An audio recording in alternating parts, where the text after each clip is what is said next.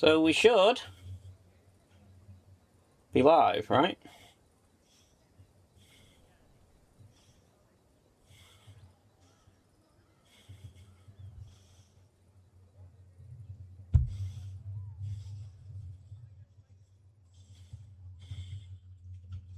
So we should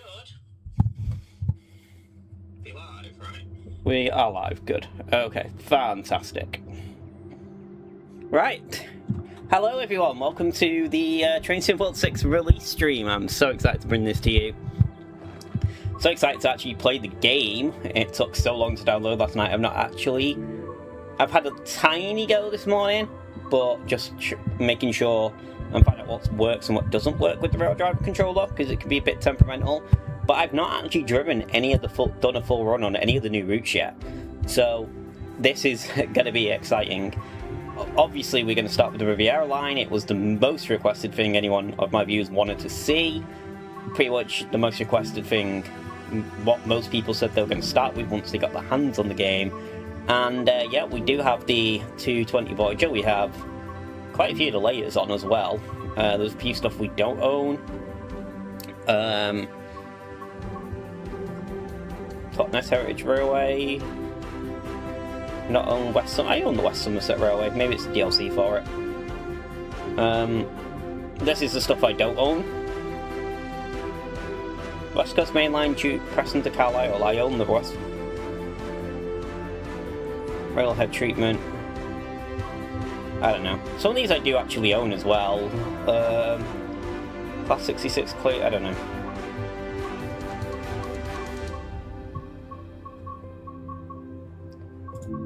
I'm not sure what's going on there with the DLC, because I own West Coast Main Line.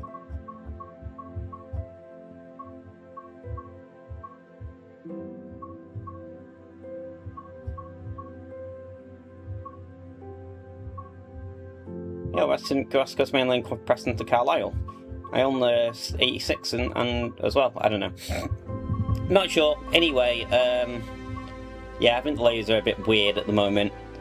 Doesn't affect us though today, because we're going to be doing the Class 802 and the Voyager. We're going to start with an 802 run. And I think I'm going to do you want the Class Stroke 1 or Stroke 0? I'll do a Stroke 0. All these seem to be about an hour ride, so Plymouth to London Paddington, Penzance. We'll start the Exeter side, so London Paddington to Penzance. We'll get started with this. Let's jump in as the driver. Take our first ride fully down the Riviera Line. Once we're done with this, we'll then be getting onto the Voyager as well. For the Voyager, I think we're going to be going down to finding a run that goes either from painting or to painting. And trying out the other brand, so we'll do the full run on the 802. And then a different run with the Voyager. Just wait for it to load in.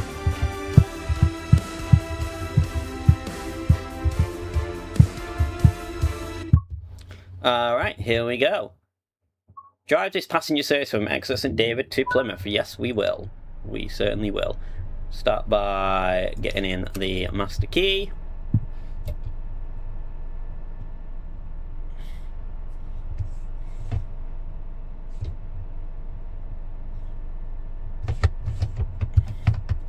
Now my rail driver controller's not working. Why is I had the rail driver controller working before. What's going on?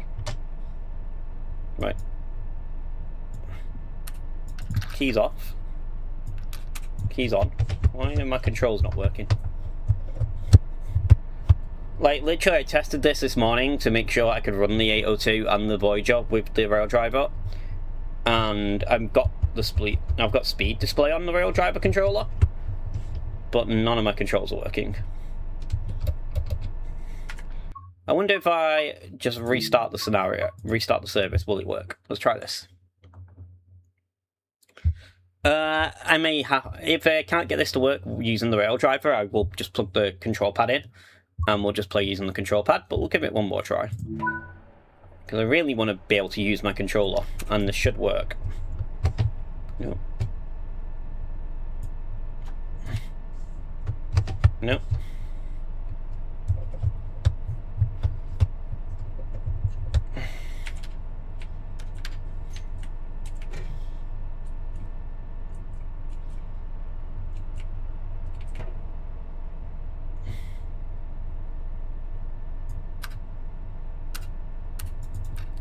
Technical difficulties.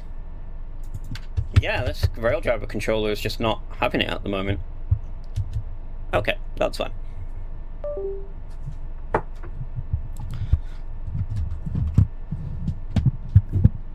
I might need to restart the game if I'm plugging a control pad in midway through. I don't know what will happen, but I'll restart the service in a moment.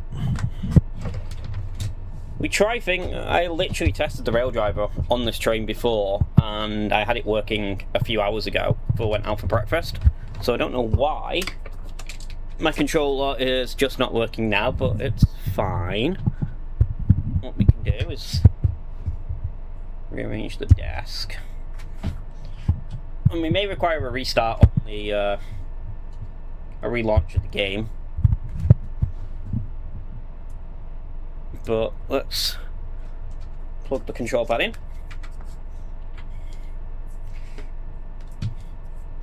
And we'll just use the control pad for today.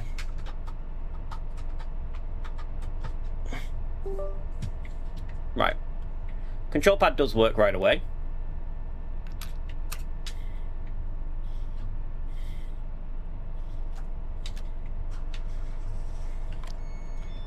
Right, we do have our doors coming in through.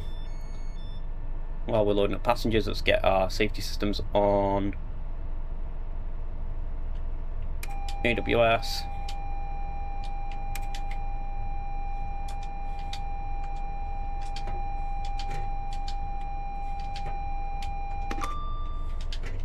TPWS and AWS operational.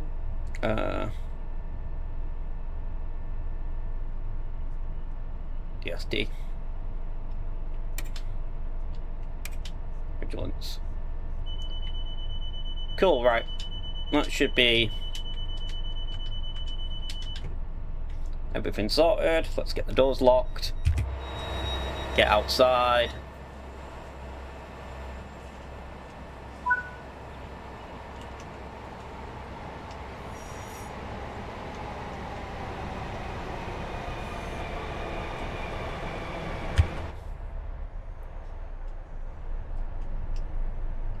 Welcome aboard this Great Western Railway service to Penzance. We'll be calling at Newton Abbot, Totnes, Plymouth, Liscard, Bodmin Parkway, Parr, St Austell, Truro. And we're moving, very slowly, but we are moving.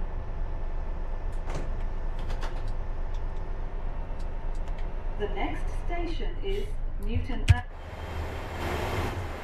We've got the passenger announcements there as we pull out of exit St David's. A little yard there. Going a full run down the line to start off with. Hopefully we do get some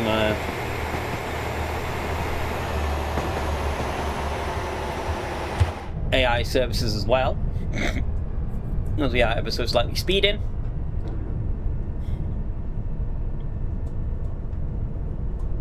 We do also have random events on, so we may see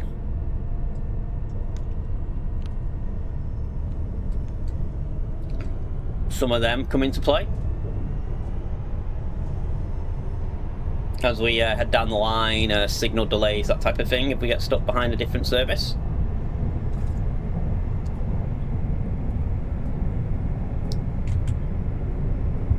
So it's not a guarantee we're going to run to time, even if we drive perfectly, because something may still happen. I don't think the 802 has train faults, so we won't get any of them. Probably a good thing considering how the actual full live streams have gone with regards to train faults, etc. I know there've been the 158, sorry, the 150 rather. Basically, it was just suffering train fault after train fault as we go through exit of St Thomas, I believe that one is. Heading up to Marsh Barton, which is the new route, the newest station along the line.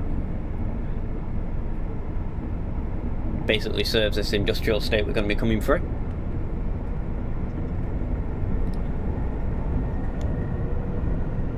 Take the throttle off now.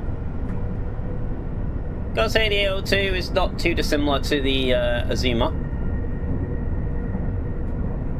in terms of its looks and all that.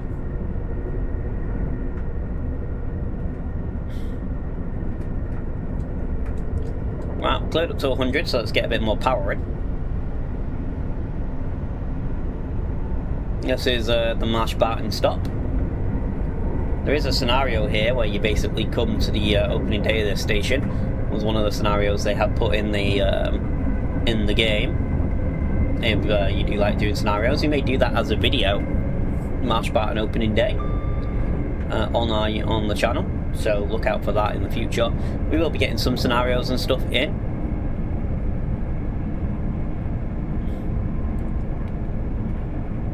But yeah, let's enjoy the scenery. We're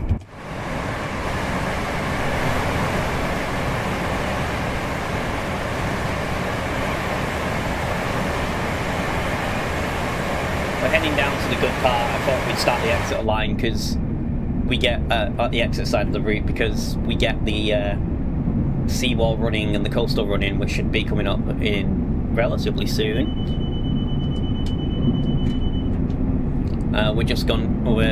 Next stop will be Starcross. We're not stopping there, but it should be the next station. We just pop a little bit off in terms of power.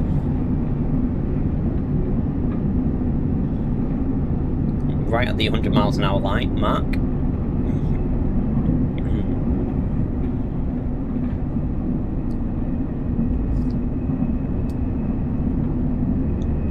We'll have to see what the brakes are like in the 802 as well. I don't know if the brakes are going to be any good or not. We'll find out. We do have a whistle board. I'm not sure what the horn is on the control pad. Oh, it's not that. Oh, that changes the reverser. Okay.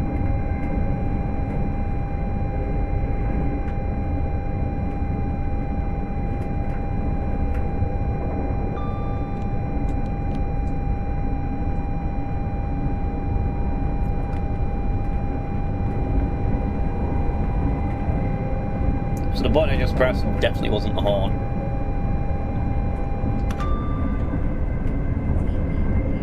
Let's take out the vigilante system.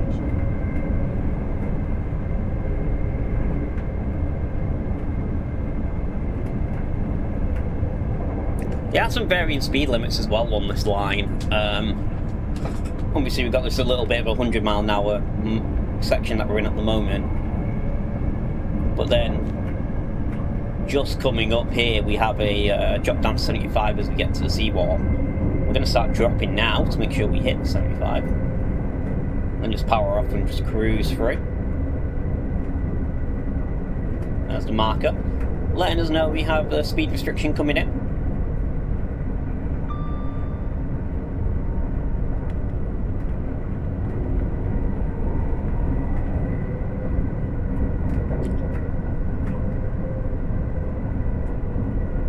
Like with any train sim world route as well, you do get the random stops and stutters where scenery loads in. So we have a Voyager going the other way. We've hit out of 75. 75 starts from here, and we do get the nice water textures coming along.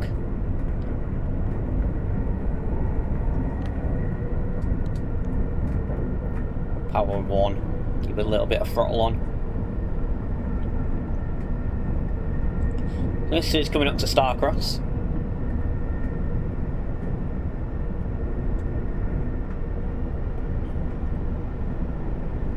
Now I believe there's a little bit of a beach here in real life.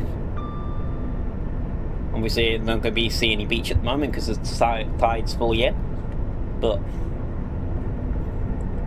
and that's the reason for the whistle board there, is it's when the tide's out this basically becomes a beach. and you can cross the tracks here.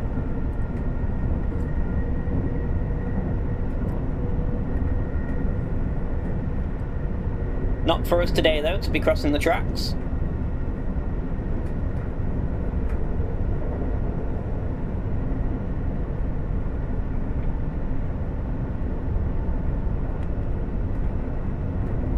We get another whistle board. I would, if I knew how to work the horn on the control pad, I'd use the whistle boards, but not familiar.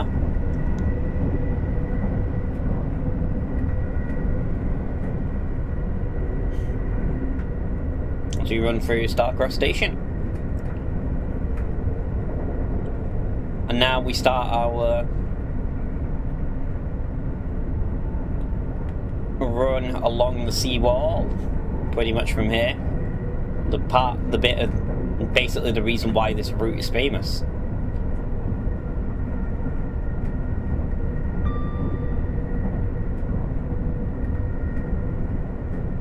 It's pretty much like this all the way now through to Newton Abbot, where we just have this coastal running.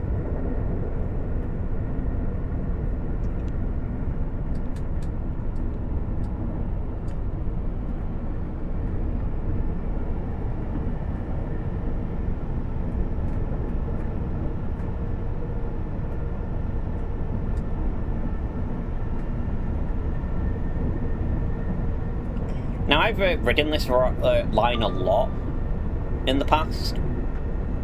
When I was a kid, I used to have family down here, so we'd ride along this section of track, and it was always like stunning whenever we got down here. Speaking of getting down, we do have to get down to 70 as we go through. I think this is Dawlish Warren. This is Dawlish Warren, then we have Dawlish just the other side. I think near where that 60 is.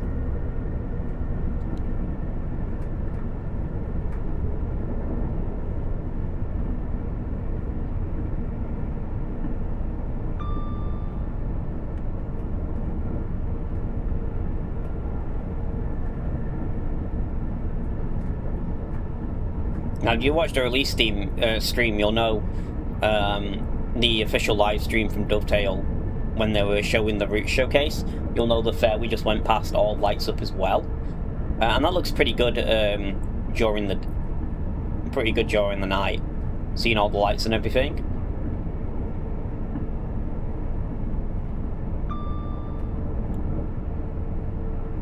So we should be getting cleared back up to 75. Which we have done. We get a 150 coming back the other way. Probably just coming up from Paynton. So we have seen quite a few other services on the route already. We've seen another 150, we've seen a Voyager. So we do have quite a little bit of air traffic going on.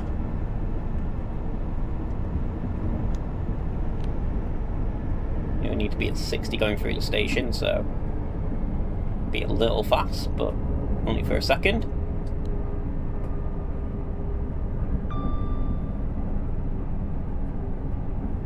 Like I said, the speed limits vary quite a bit along this line. Like we've had 80s, 70s, 75s, 60s. It's up and down quite a bit. At least in this part of the route. I've not seen the second section of the route yet. Never ridden on it either. The bit from Newton Abbot to Plymouth, so that'll be a brand new experience for all of us, unless you've already played some of the Riviera Line or Trainsim World 6. If you're lucky enough to get your hands on it last night. I unfortunately wasn't, due to the amount of time it took to download with all the DLC I have. My download time from when it launched on Steam at 6 was 7 hours. In fact, probably more than that. I estimated about 7 hours. I know I basically left my computer on all night to let it finish downloading.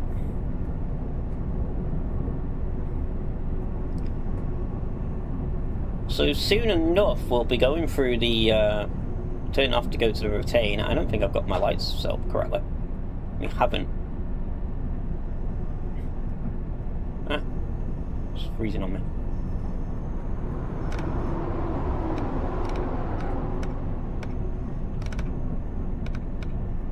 I see one dimmed. Bit of stuttering there just as we go through. But I'm assuming that's just scenery loading in, because for the most part so far, the frame rate has been pretty okay. We are cleared back up to 75, so we can put a bit of throttle back in. That said, we're going to have to get down to 60 right away. As we turn here, this is the corner pretty much into Teignmouth. And then estuary of the River Teign, the station's like literally right after this corner really, so if you were playing it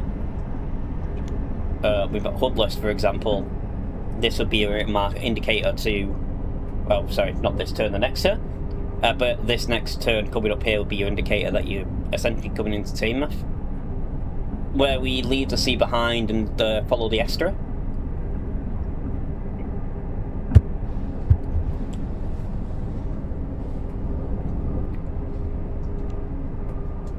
There's that 60 that I mentioned. Now, from what I remember, this town's pretty cool because this train station's here, but the town's like on a hill. It's on multiple levels, so you have houses up along here, road bridges that are sloped, and then it's on quite a big hill, the station. Today, though, we're just going straight through, not picking up any passengers here at Teignmouth. But we are 4 miles away from Newton Abbot. We will get a little bit of a chance to stretch our legs just between here and there. We do have a 80 and 90 coming up. How long we'll get to stay at full speed, I'm not sure. Town looks good though. I think most of the scenery on this route looks pretty good from first impression.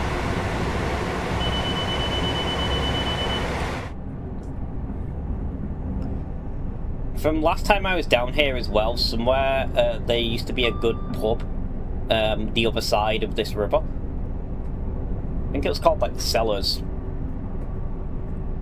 I had no idea if it's still open or not. If it is, I'd recommend it because it's right literally on the estuary.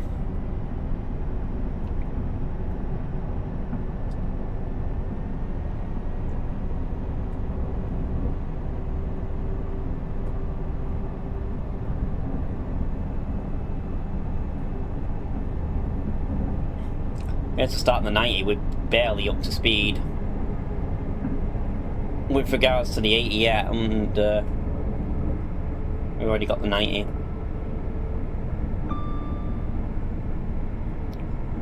I'm not sure how good the brakes are on this. We're only a 5 car service, so I've got the full 9 cars today.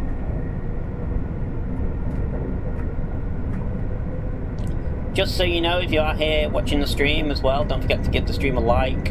Also, if you're not subbed, give me a sub as well. It'll be nice to have you all stick along. I do regular Train Sim World streams on Train Sim World 5. But not only that, I also do regular gameplay videos and review videos. I will be doing a full review on Train Sim World 6 relatively soon. Probably by the end, for when the official release comes out. Going through everything in terms of the new features. So there's lots of stuff to look out for. Also route reviews as well.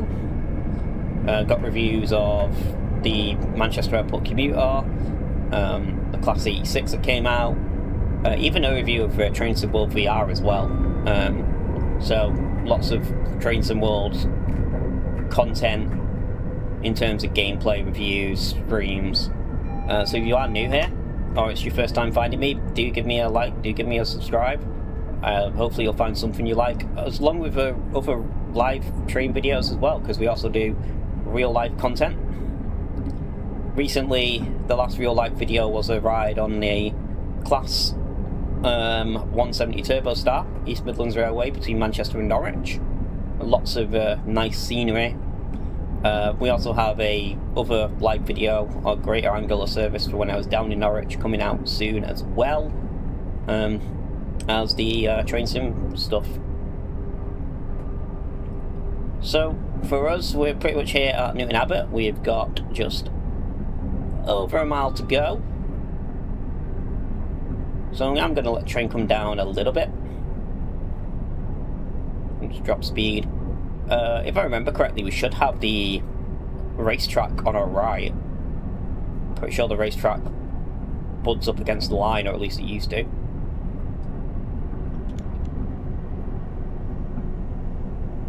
See if we can see it.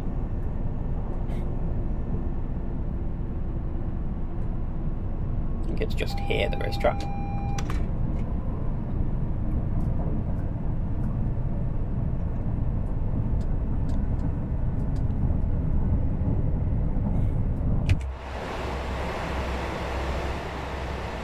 That should be Newton Abbot racetrack, maybe. I think it's still there. Let's see if Newton Abbot racetrack still exists, right?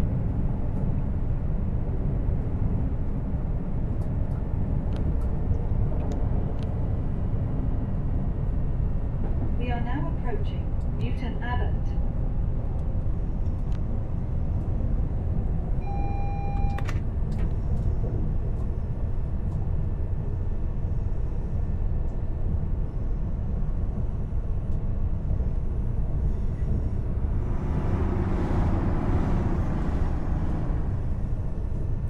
So yeah, a little late coming into Newton Abbot. That's probably just the way I've been driving very poorly. Thanks for the sub. I'm going to be streaming for a few hours today. Oops, that's not the right way. We want to... Hopefully I'm planning to at least give all the routes that came with TSW6 a try.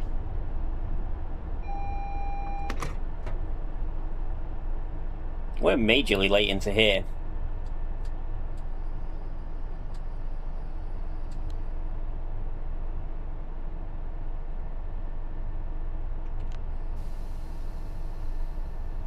This is Newton Abbot. Great Western. So this is the part of the route that once we get out Newton Abbot here where I've never been either in real life or seen, because I didn't see the... Sorry, speaking of the train announcement, I didn't see the release stream, you know, the preview.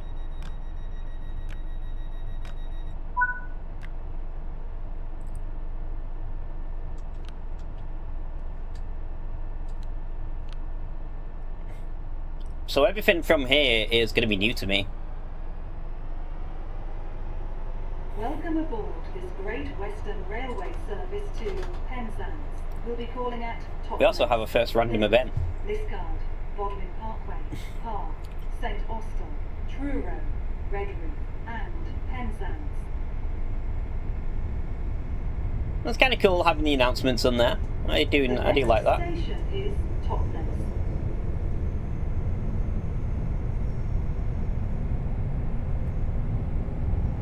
And then in the cross country Manchester Piccadilly to Peyton service.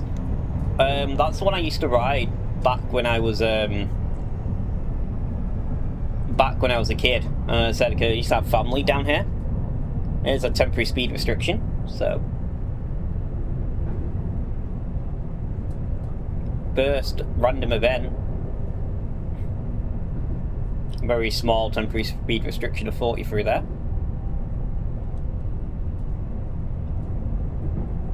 But yeah, I used to ride that. If I remember correctly, it used to go a weird route. It used to go through Birmingham, and then stop at Birmingham, and then make its way down to like Bristol and Paignton.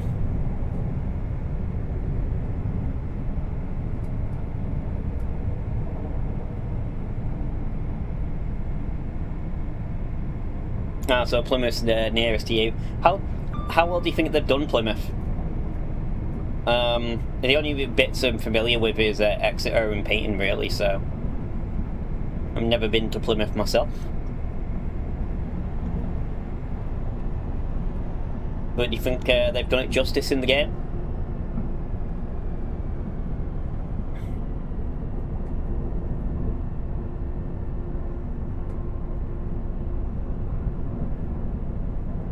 It's always nice when you have like your local stops and stuff added in, or your local routes. For me, obviously, being from Manchester, my local station's on Manchester Airport Commuter.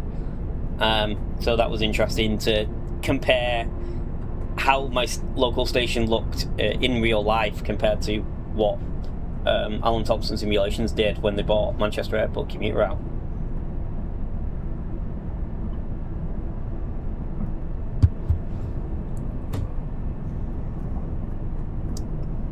I know from what I've seen, this is the hilly part. And this is where you get the famous grades, isn't it, of the South Devon.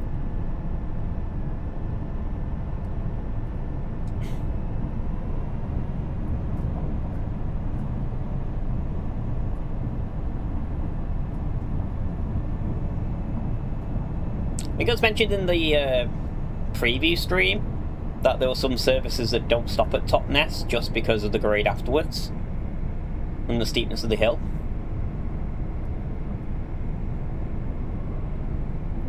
I think they were talking about that. I'm not sure. I assume that's true.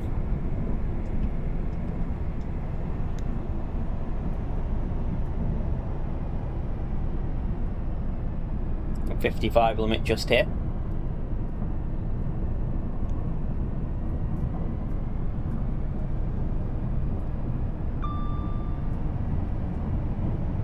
Now, just so you know, all the live streams that we do, our normal streaming section is Sundays, normally Sunday morning.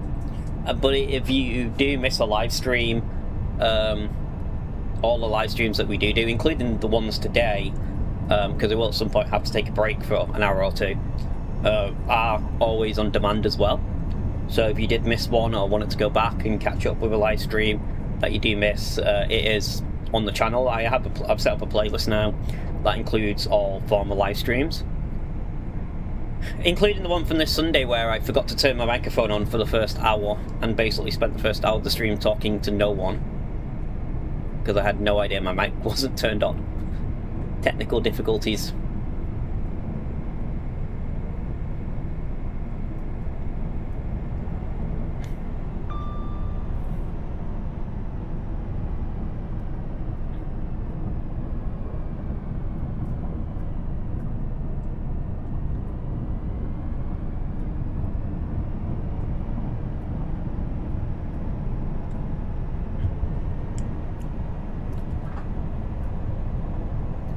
Was a little bit of a struggle climbing up that grade. Now we're on the downhill, so we're gonna probably need a little bit of min brake just to keep us under the 55 mile an hour speed limit.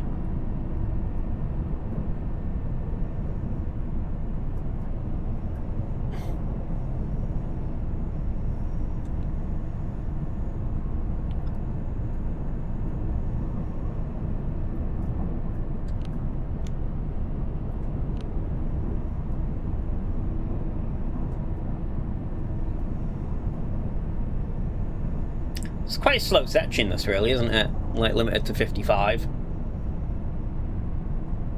Like, winding, curving.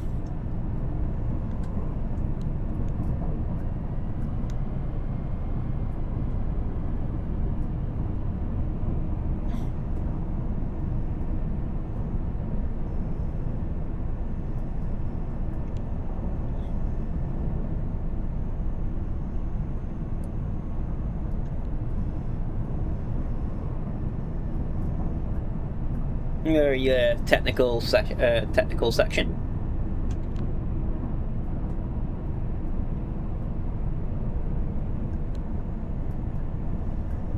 When we get to Germany, someone's going to have to tell me how to set the actual German trains up, because I never play them. So I don't understand where anything is on the I don't really understand where anything is either.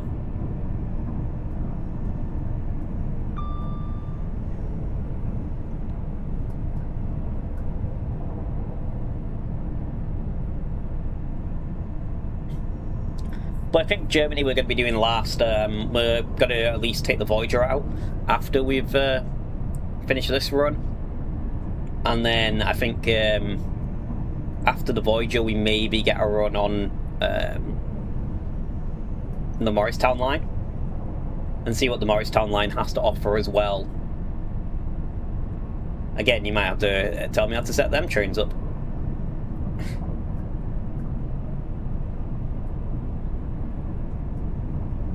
Coming in completely blind.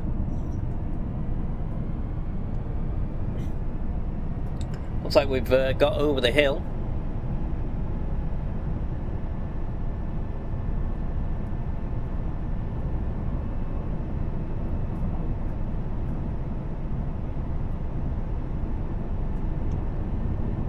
I say that and we're back down to descending again. Another steep, well, slightly steep. Not as steep as the 2.4% grade we were going down. The worst one is the one on the Cross City line out of Bromsgrove or into Bromsgrove.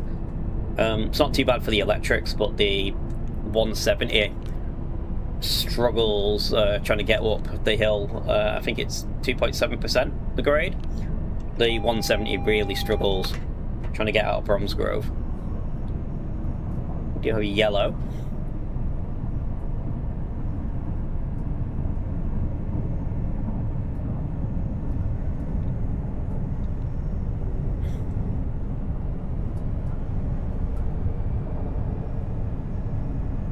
It'd be nice if we could get stuck behind another service or something. I mean, I know I am running a tiny bit late on the timetable, but that'd be quite interesting to see what it's like. Stuck behind traffic with the new signal delays and all that.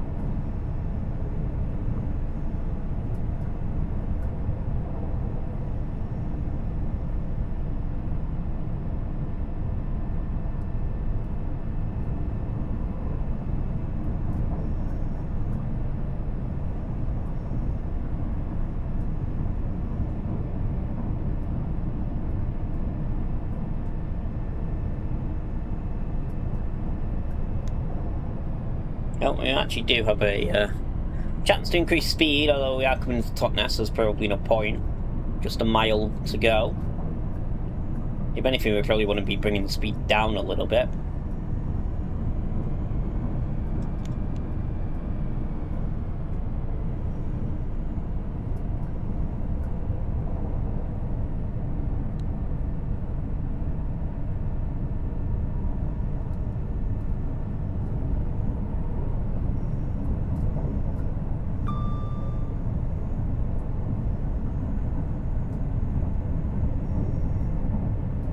I'm assuming the yellow signals were due to us changing track. Just getting here into Totnes.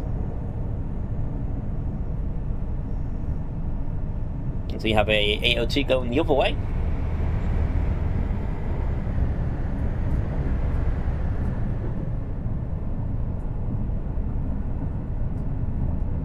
We are now approaching Totnes.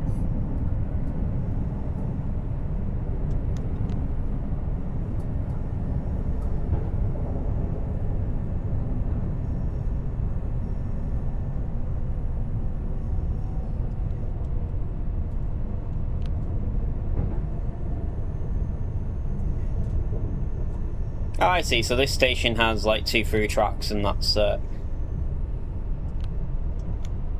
2 stopping tracks.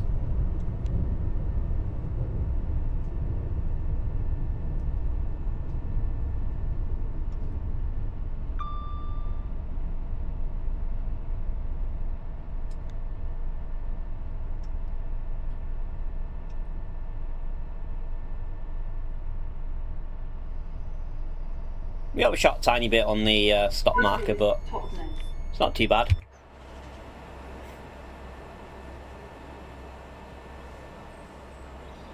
The stations look from my point of view anyway, the stations look quite nice in terms of what they've done, you know, station-wise, platform-wise. I'm assuming it's pretty true to life, the designs, because I know Rivet were apparently involved in the development of this route.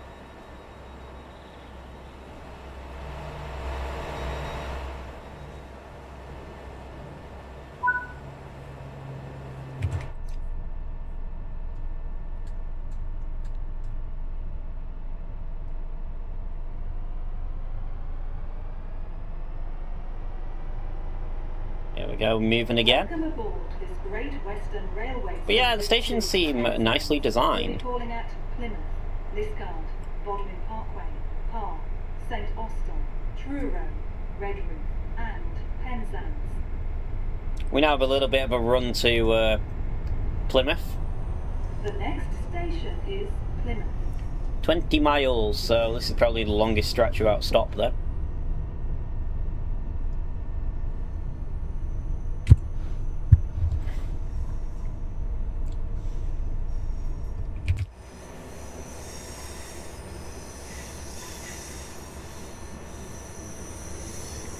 If you've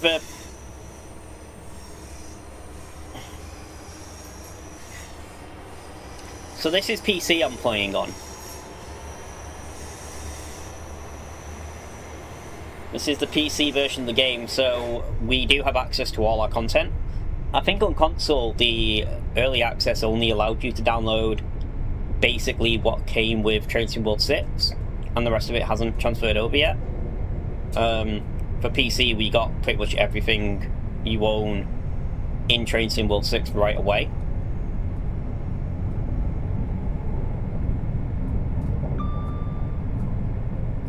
So I have, I don't own every single layer for this route, because I think there's 28 different services that layer into it.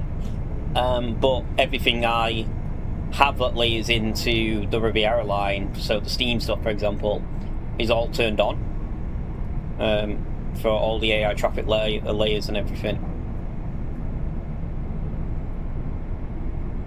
Also, we're playing, I'm not sure how it's coming across on the stream with the streaming software, because I stream from the same computer I play from, but we also have everything set to 4K and high graphics. And it's not doing too badly, I say. It's been 60 frames for... I say that and then we get a frame drop, but it's been doing 60 frames for the majority of the run on a 4K resolution.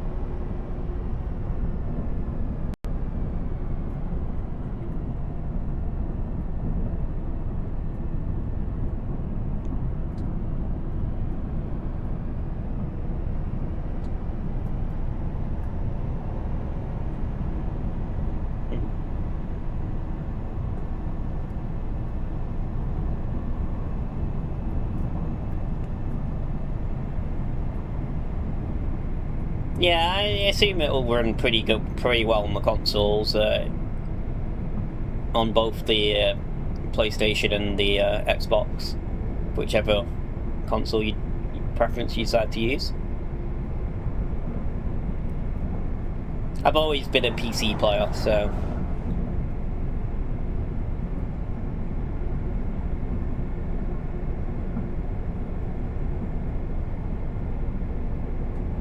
I can't really talk much about the consoles, although my PC is getting a little old now. It was built as a gaming PC, brand new, but it is 5 years old now, so it is maybe in the next few years I do need to invest in a new gaming PC, or potentially at that point maybe think about switching to a console instead.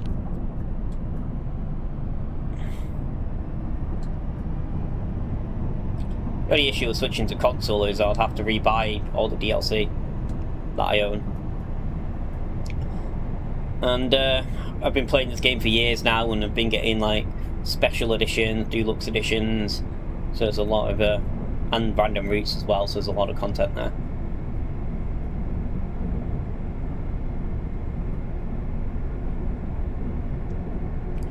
For those of you who've got your hands in on Train Sim World 6, how have you found it so far? Have you been enjoying the game?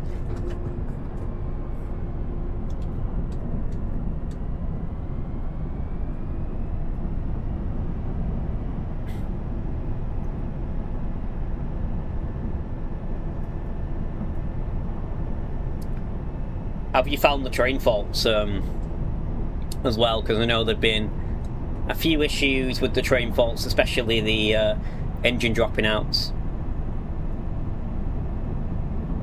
From just the preview stream where the 150 and I didn't watch the 220 part, but I believe the engine was just dropping out every few minutes, and the recommendation from Dovetail was they're going to have to patch it.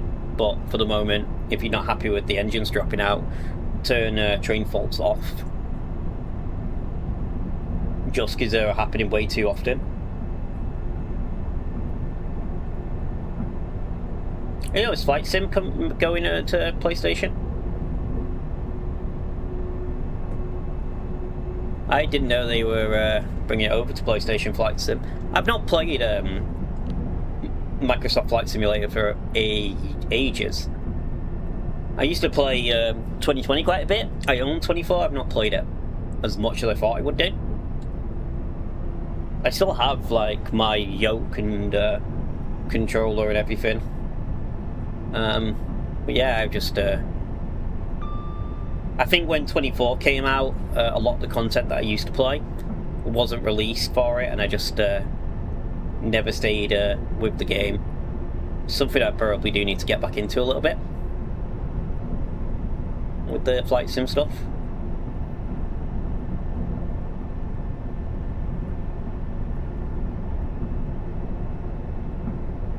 Long tunnel.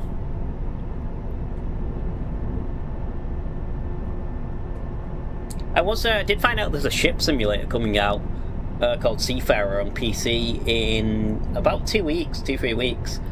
So I am probably going to get that, and we may do a little bit of a few videos on it, on the ship simulator, because that'll be fun. A little different.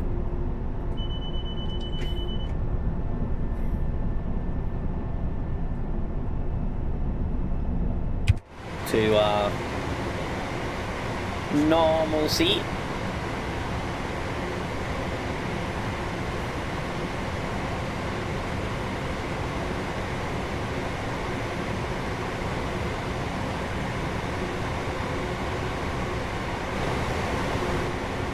I have to say, the 802 looks nice. I know it's like very similar to the Azuma, but they are nice looking trains.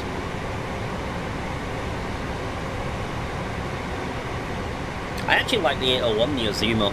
I know we've had that for quite a few years in there, but just the livery on the Azuma, the LNER livery, looks really, really nice. Especially in real life. If you go watch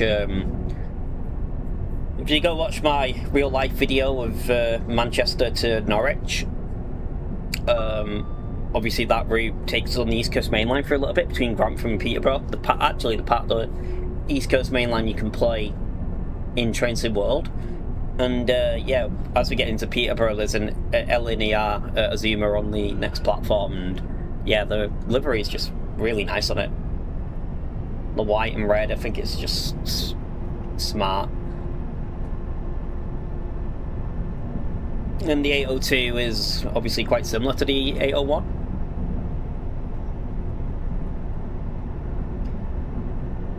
The only one we do get, the only 802s you kind of see around here are the Transpennine Express ones.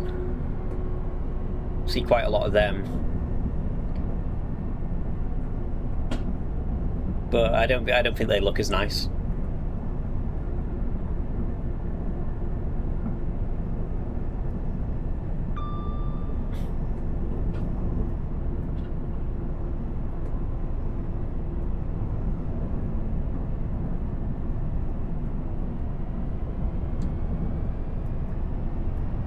Actually, I'm wondering now the 802's out, will they layer onto Manchester Airport?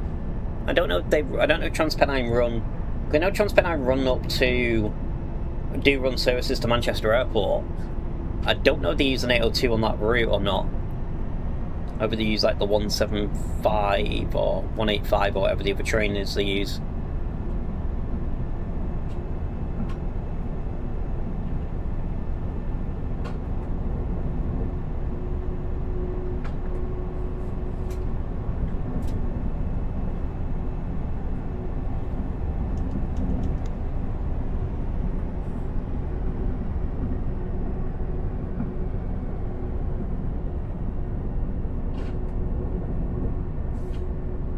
So one thing I'm learning about the Riviera Line is it's actually quite a slow line.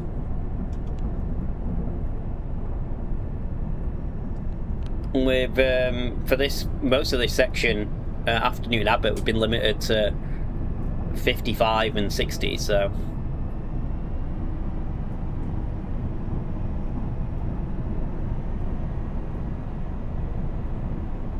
Even on like an express service like this, it's still quite slow. It's probably why most of the runs are about an hour length on the timetable.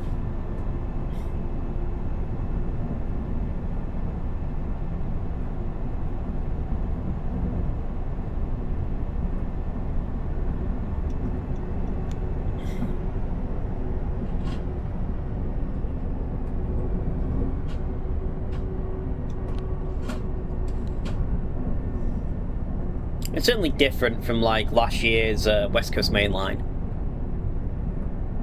and just in the style of the services.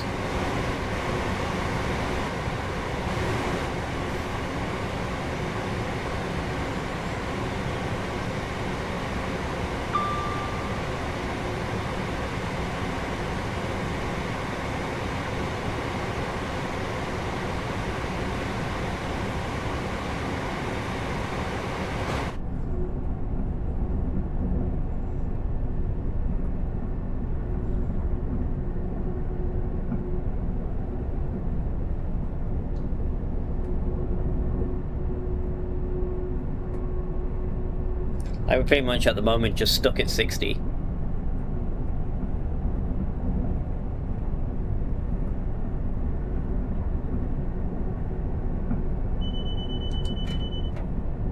So much so that the driver vigilance system is going off to make sure I'm still alive. Showing up died while driving the train.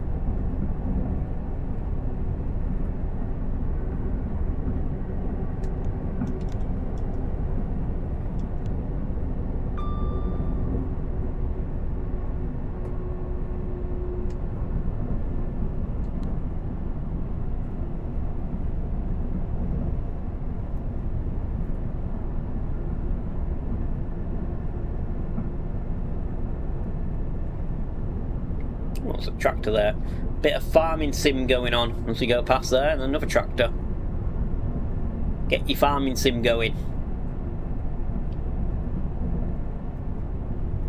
Looked like they were doing a Matty Ferguson red. It looked like they were.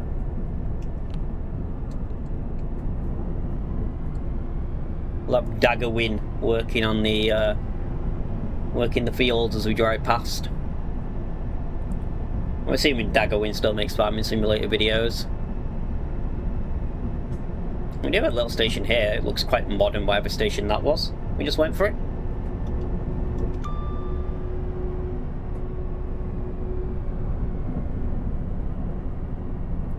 A rural village out here in Devon.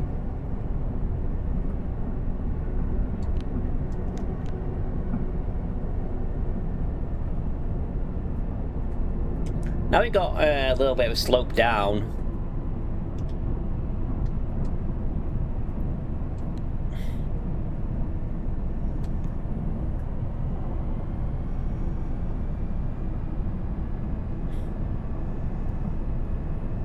Nice viaducts as well.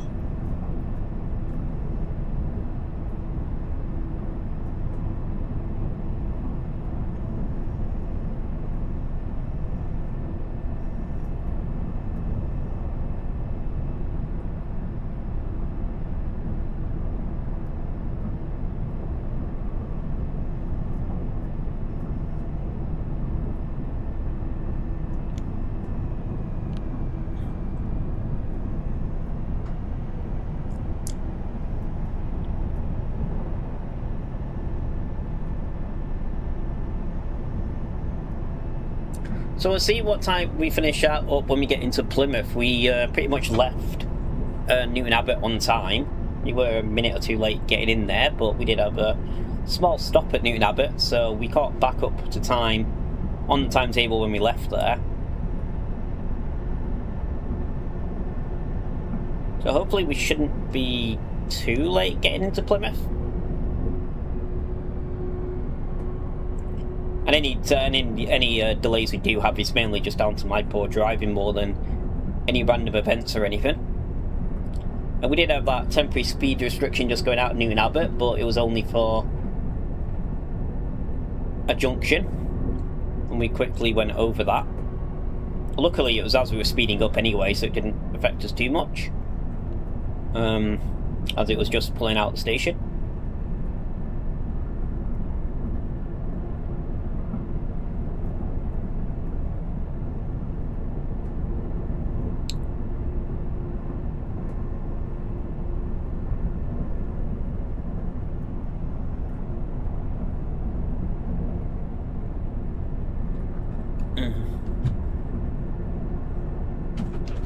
But so far that's the only random event. However, it would be nice to see when the random events, hopefully they get ported into some of the other routes and stuff and get added as new features, or, you know, coming into, say, a Birmingham New Street or a London Euston, where you have lots of services, or Manchester Piccadilly, where you have lots of services coming in and out.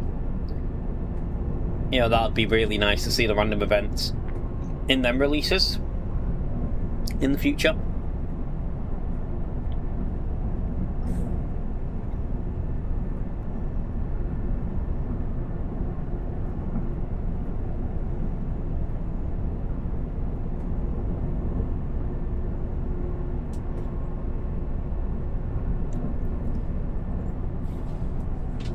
I am looking forward to, it's probably going to be out before the end of the year. I mean, TSW6 hasn't even officially come out yet. It's only early access. And I'm already talking about future releases, but I am certainly looking forward to Birmingham Crew. That is going to be spectacular. Especially if the, you know, Voyager, Cross Country, Pendolino all get laid onto it.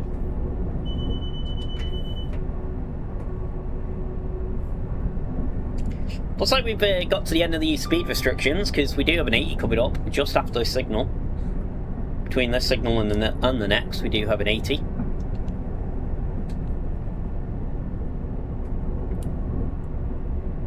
So probably at the end of this little bit of a slow section just through South Devon. It's very windy, this route, it looks like. Lots of turns, and probably why the speed is so low on it, just because of the route it's had to take going through the hills.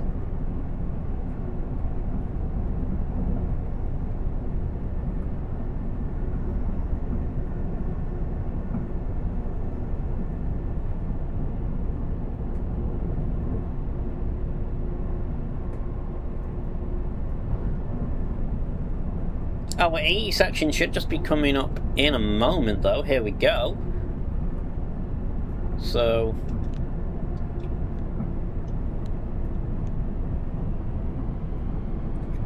pop in some throttle. Let's get us up to speed.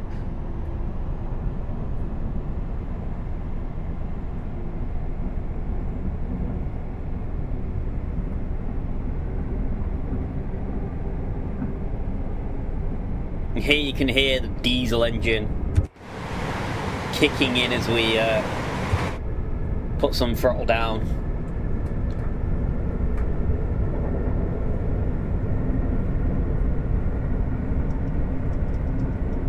So much that we're actually overspeeding now. I meant to brake it for a moment.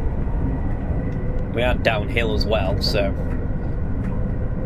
we probably do want to keep the brake on.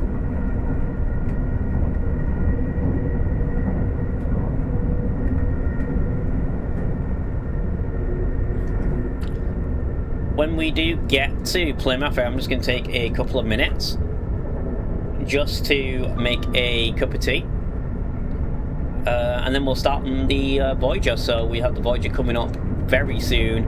I know a lot of people are going to be looking forward to seeing the Voyager. A lot of people were excited for it. I'm excited for it myself. So we've got that coming up right next. But when we get to Plymouth, we will probably just take a few minute break, just so I can get another cup of tea and also refill my glass of water as well. And then I think we'll hop to Painton and do the other branch. Now we've done the. Now we've had a run on the 802 across the main line. Actually, go onto the Riviera Line.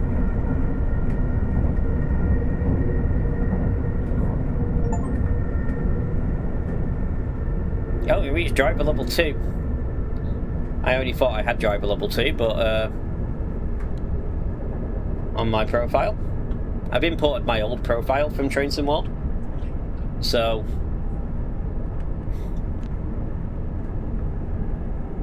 we're using the same profile we had in TSW6.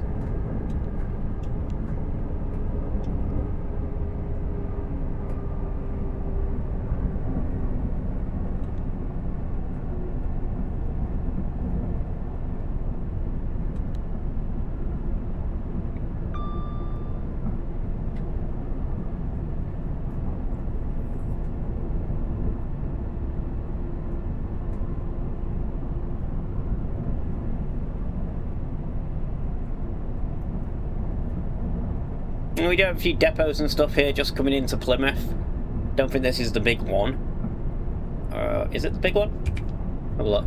No, this is Tavistock. And then just past here is the big one, the Lara Depot, however you pronounce it. Which is like the main depot for the area.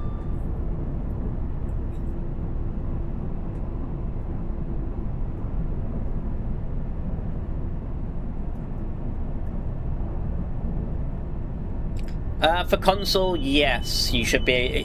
For PC, you can already download everything. For console, believe it only becomes available.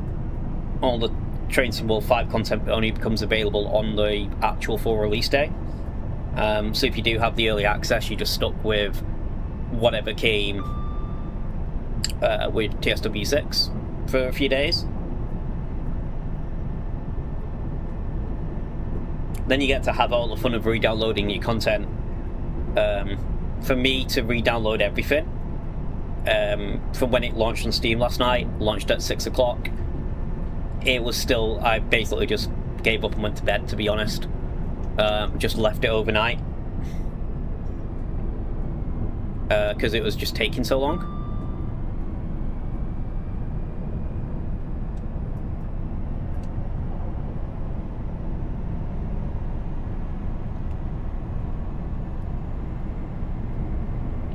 I think it took me close to 8 hours to download everything we've got.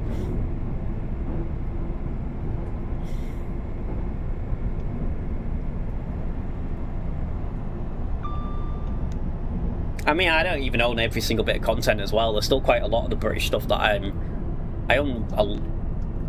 Well, yeah, I own a fair amount of the British stuff. But there's still things that I am missing, like I don't own any of the Scottish routes, I don't own Cardiff Network, there's one of the London Overground routes I don't own, there's probably a few DLC locals that I don't own, and even then it still took a ridiculous amount of time.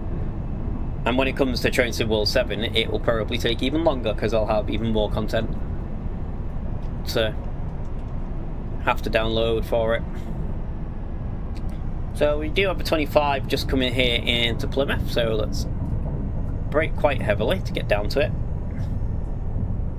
Probably start somewhere in the tunnel, I'd assume.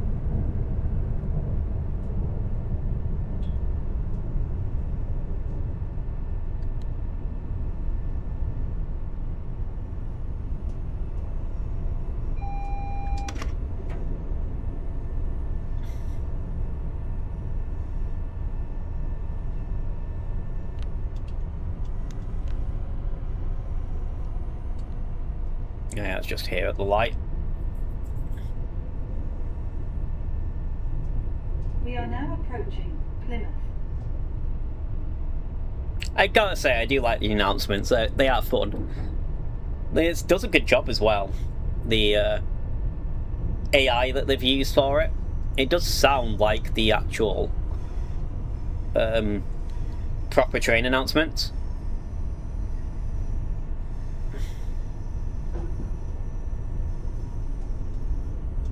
So I think they've done a really good job with them.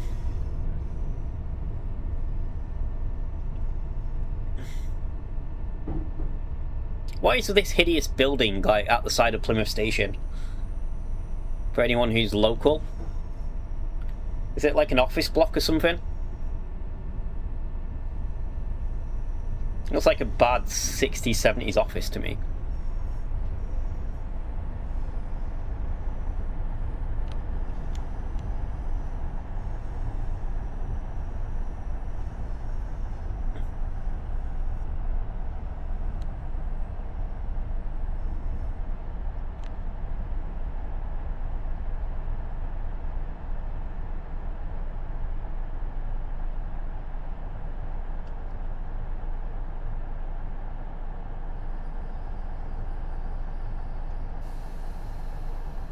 This is Plymouth. Alright, let's get the doors unlocked. We'll go for a wander. This is the Great Western Railway service to Penzance. St. Austell, Truro, Redriff and Penzance.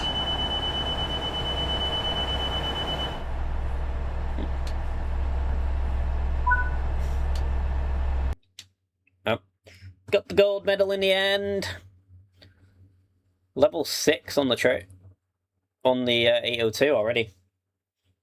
That's from just one run. So did we get let down on a tiny bit of speed in? And probably just accuracy on there. Right, so we'll return to the main menu.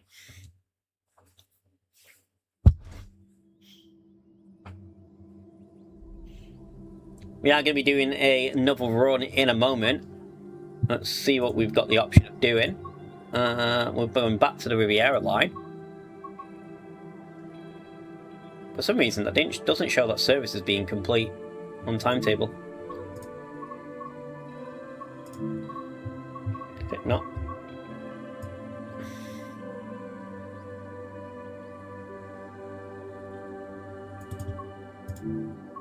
So it shows it there's a medal there. That's obviously a bug of some description. That doesn't show as a completed timetable service. For us though, we're going to be heading over to the 220 cross country. I want something that starts at Paignton. So probably this one, Paignton to Manchester. I am just going to take a couple of minutes though, just to refill my water and make a cup of tea. So just give me 5 minutes, we'll hop on to this Paignton to Manchester service. I'll see you in a few.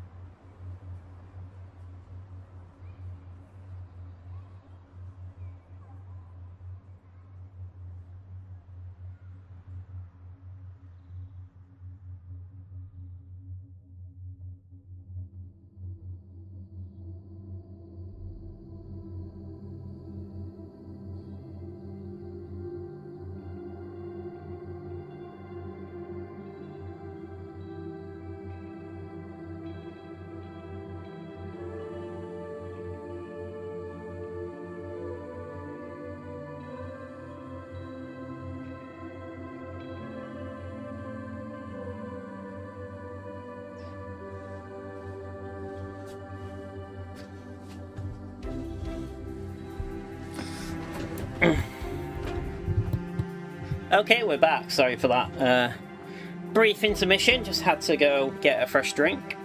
Get myself some water as well. Keep my throat nice and from drying up. But yeah, we're going to hop straight back into the sim now. Trying out the Paignton branch. So we're going to do the Paignton service up to Manchester Piccadilly. Back along the seawall. I'm going to turn dynamic weather off. Just keep it clear for this one.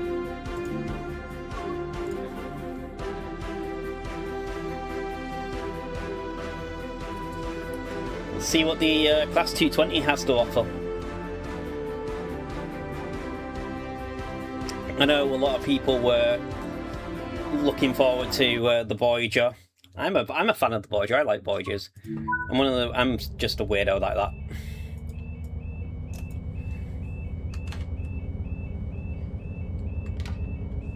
Let's get the doors open here at Paignton. Don't have any steam in, it doesn't look like, at the moment. You do get... Oh no, actually there is a steam service right there. Looks like it might be getting ready to pull out. See the steam going on it. We have a couple of minutes. Maybe we should just give up and drive in the Voyager and go hop on the steam train. Take a ride to... along the Heritage Railway instead. While we're waiting for that, let's look at our safety systems. What do we need? Vigilance. AWS. Yep, shut up.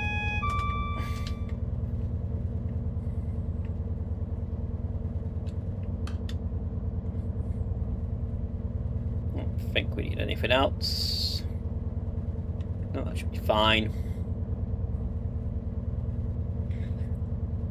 So I was watching a video recently, actually at Paignton, where just on this level crossing here, there was a dog that was basically got to level crossing as a GWR train was pulling up.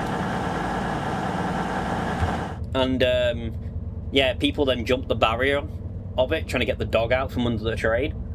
The dog was alright in the end, but yeah, there was a pretty sketchy moment. You can probably find the video on YouTube if you search Paignton dog under train. But yeah, someone just didn't control the dog, let it run onto the tracks just as a train was pulling in to Paignton. Some absolute mad person got under the train to try and pull it out. Luckily the driver saw it. Have we not?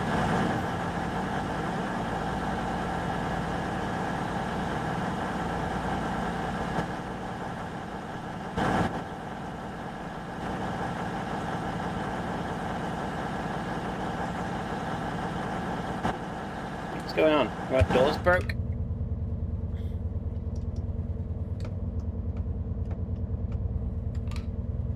Locked doors left.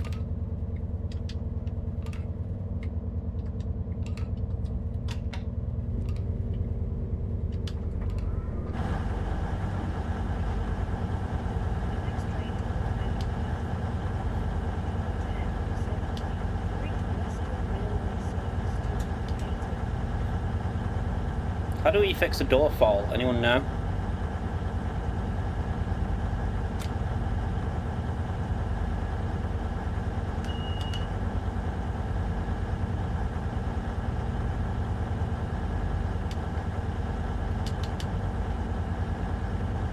I don't know how to fix the door. The other doors are closed, right?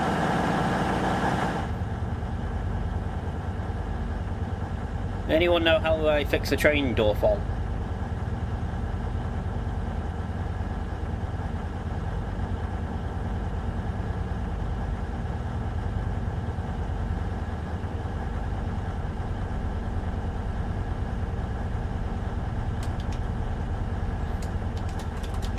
Door closed, door closing.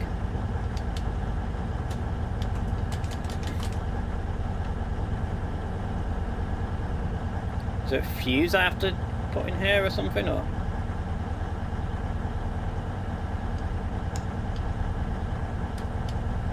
don't know how I don't know how I fix this.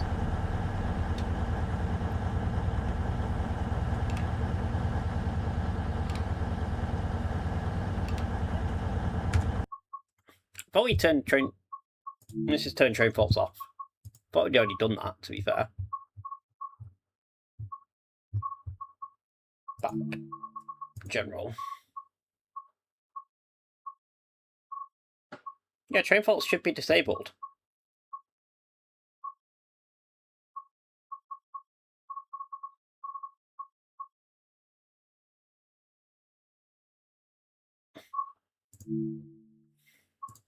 Let me restart this and see what happens. I'm confused why my door's not closed. Why that door's not closing? Because train faults aren't on.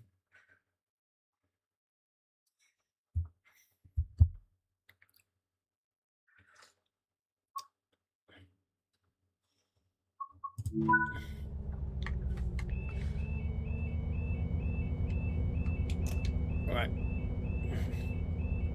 Master key on. Reverse and neutral. Unlock doors. Alright, all the doors are unlocked. Turn safety systems back on. Vigilance, yes.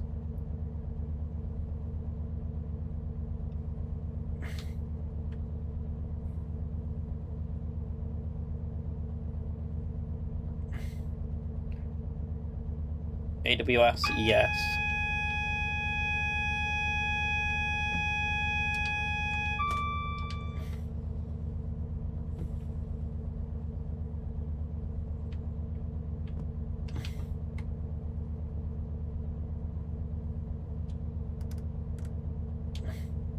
Headlights day. Next stop Torquay, that's all fine. Next station Torquay, that's all fine.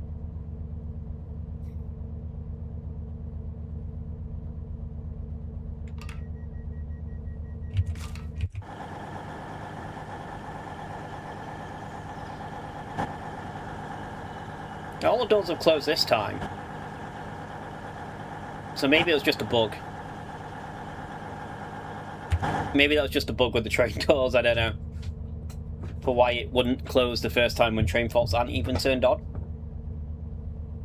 Mainly because I don't want to deal with the engine resetting bug that's way too frequently at the moment.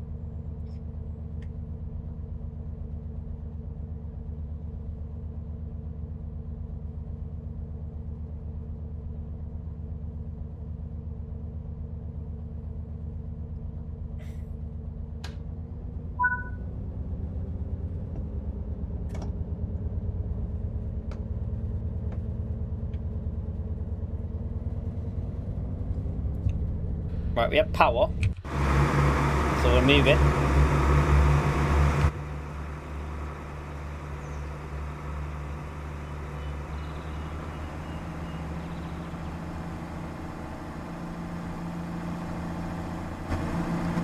Saying goodbye to painting.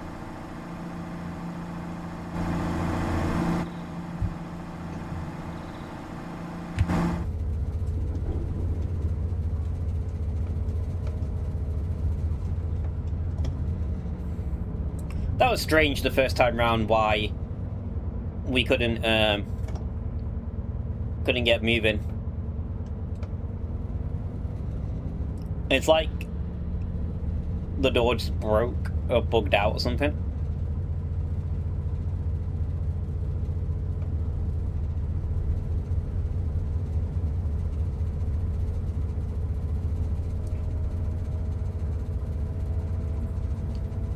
But no worries, we're on the way now.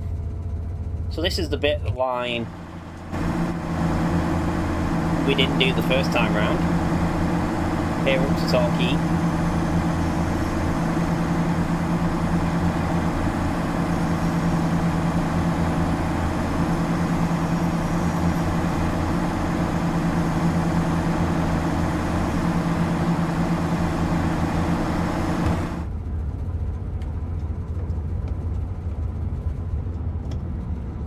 We are speeding a little bit.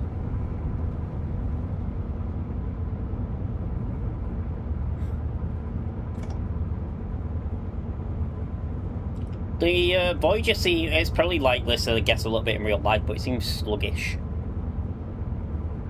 I mean, I know it's a old train now. The Voyagers, though, must have came into service like early 2000s. But it just feels a bit sluggish to react to your inputs and your control inputs.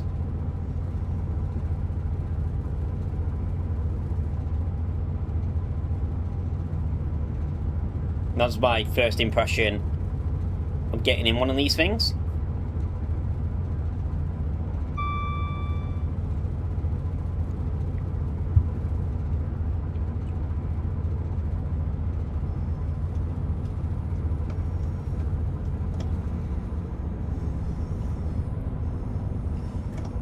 We are coming into Torquay in a minute. It is a very short hop from Payton to Torquay. Just around the bay, pretty much. Not even the full bay, it's only half the bay. Brixham is the other side.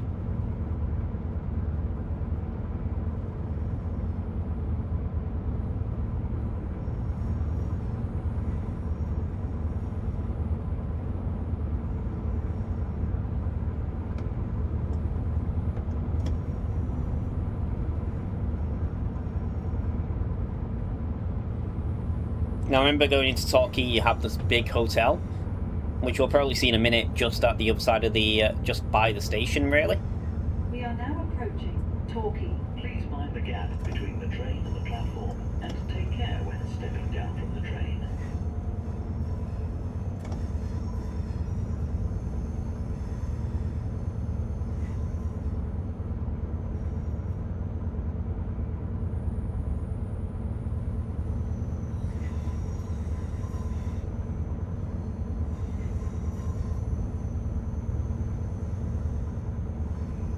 Like, here's Torquay Station.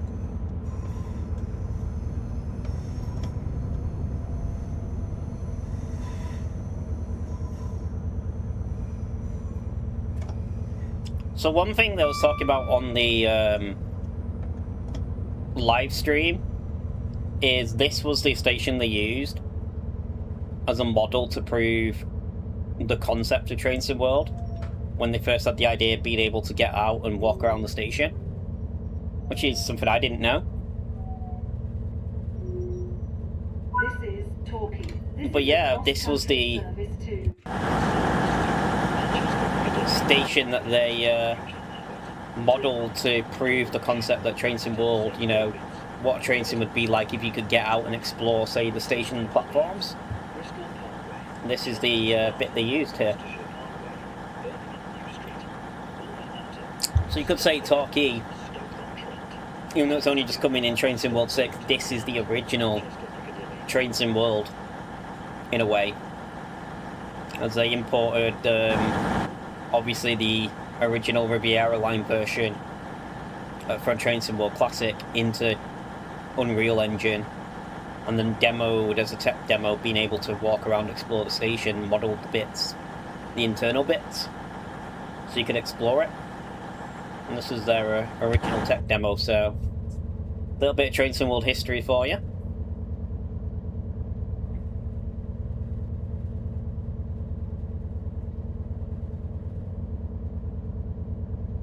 For us, it's just a brief stop here at Torquay.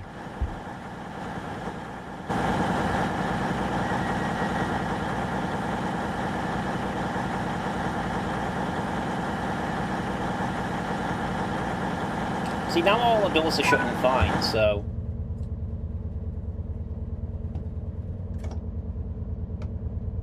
I think it was just a bug we hit.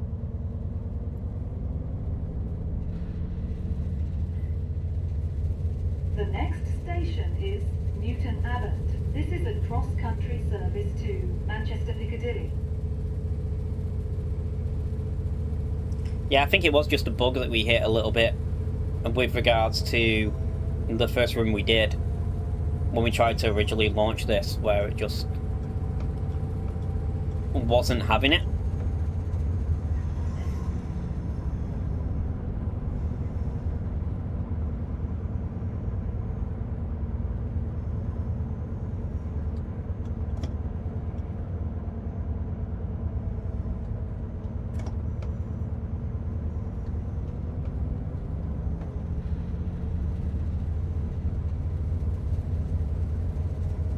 So next station is Tor. We're obviously not stopping here.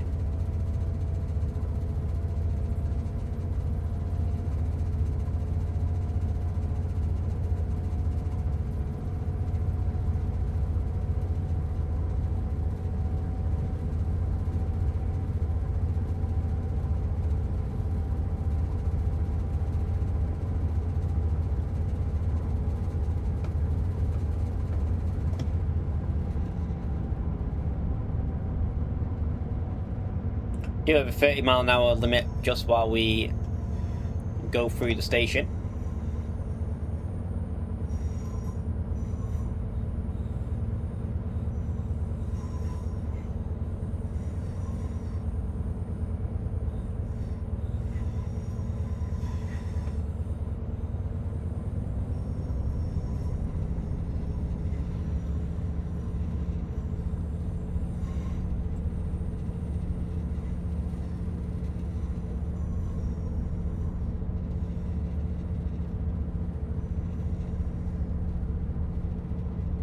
So this branch is quite slow as well, just climbing out of Tor Bay, basically. Lots of 30s and 45s and 40s.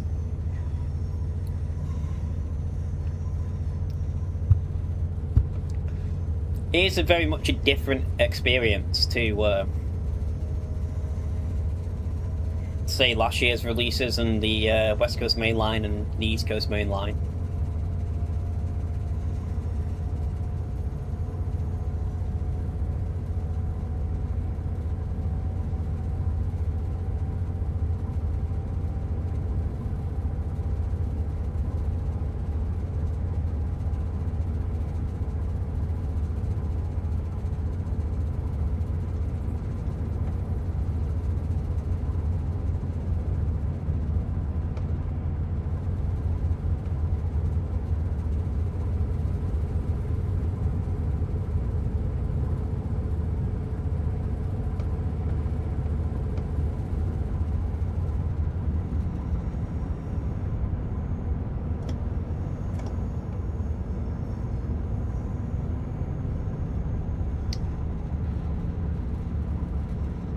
But yeah, different driving experience is nice to see. With a 166, I think that was. Heading down the line, so some variation in traffic.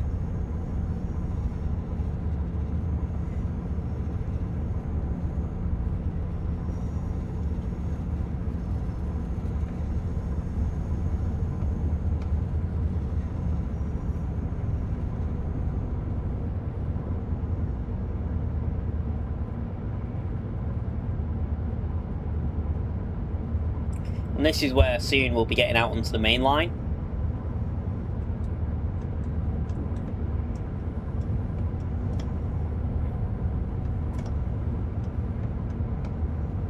Now we've got the 60. And we're joining Newton Abbot, which is our next stop actually.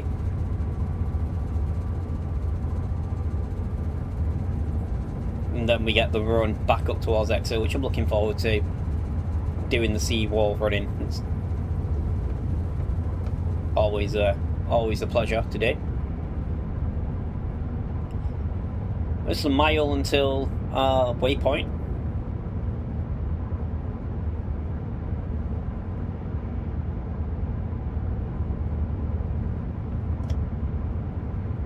Again, if you're joining the stream, thanks for joining. Thanks for watching. I hope you're all enjoying it. I hope you're enjoying Train Sim World 6 if you've managed to play it so far. And if you've got the early access, if not, I hope you're looking forward to its full release next Tuesday, just a few days away.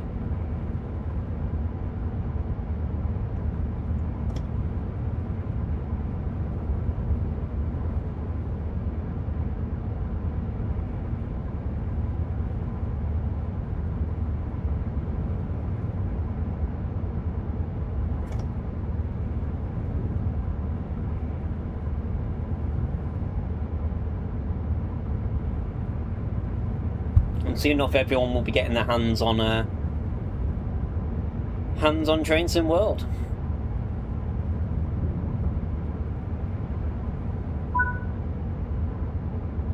So 2 miles to Newton Abbot. I'm due there in a couple of minutes.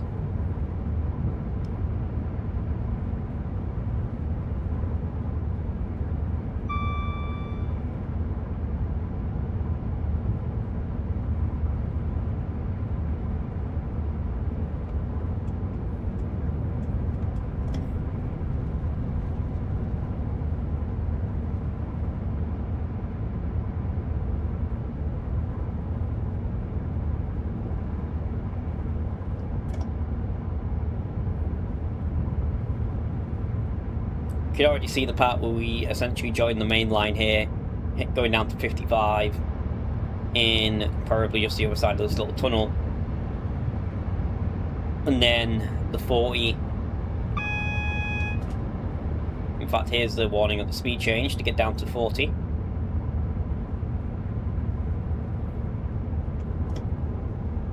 Believe the line to the left of us is the main line.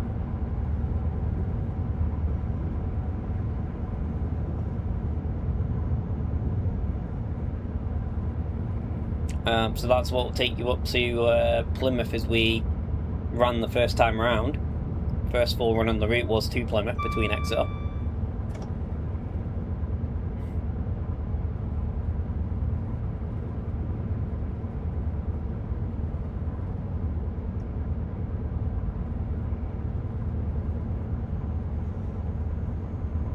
Now I don't know after Newton Abbot if we're going to be stopping anywhere else or if we're just going to make a full run along. I'm assuming it's going to be the full whack.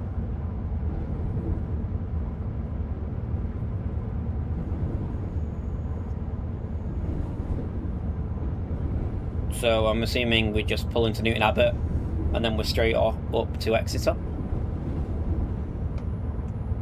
We are now approaching Newton Abbot.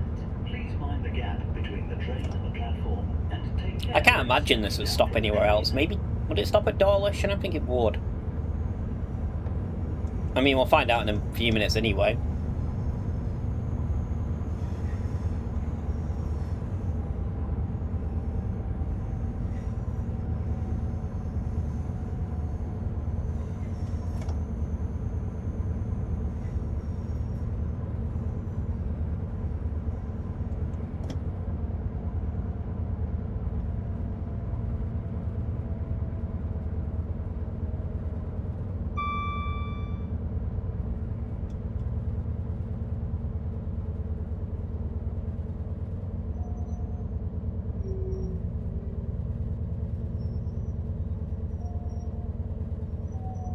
This is Newton Abbot. This is a cross-country service to Manchester Piccadilly. Calling at Tinman, Dawlish, St David's, the Nativity Parkway, Taunton to Bristol Temple Leeds, Bristol Parkway, Cheltenham Spas, Worcestershire Parkway, Birmingham New Street, Wolverhampton, Stafford, Stoke-on-Trent, Macclesfield, Stockport, and Manchester Piccadilly.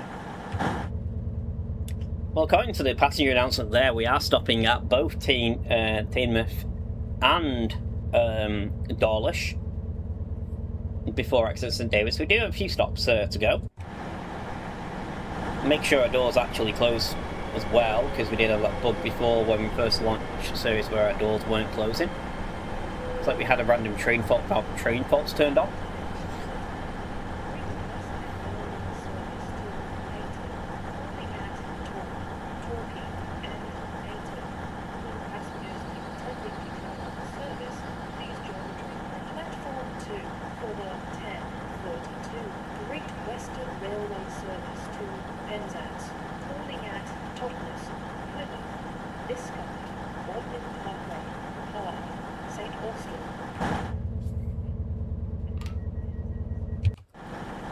That's so cool. Just like having the train announcements, the proper announcements.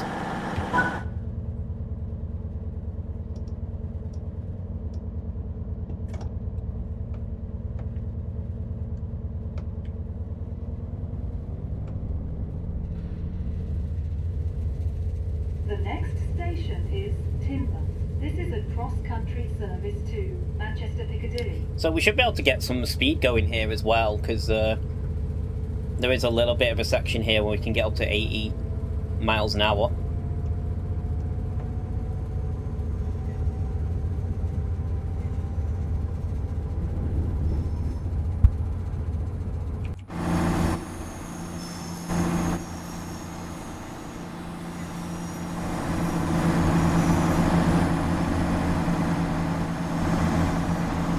Well, it should be Newton Abbot Racetrack, but it doesn't look like it's in the game.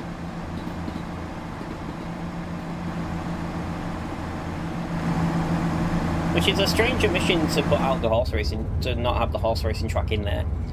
Unless it doesn't exist anymore? No, surely... I think once I'm done with the stream, I'm going to look at maps. Surely Newton Abbot Racecourse is still there.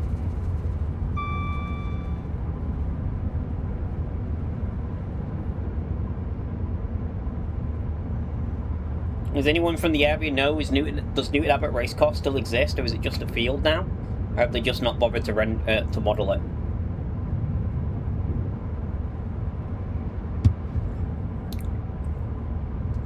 I mean, again, I know there's controversy around horse racing and stuff these days, but... you know, and the animal welfare. But it being such a major feature, and right next to the track, it seems like a weird omission. When it comes to the scenery.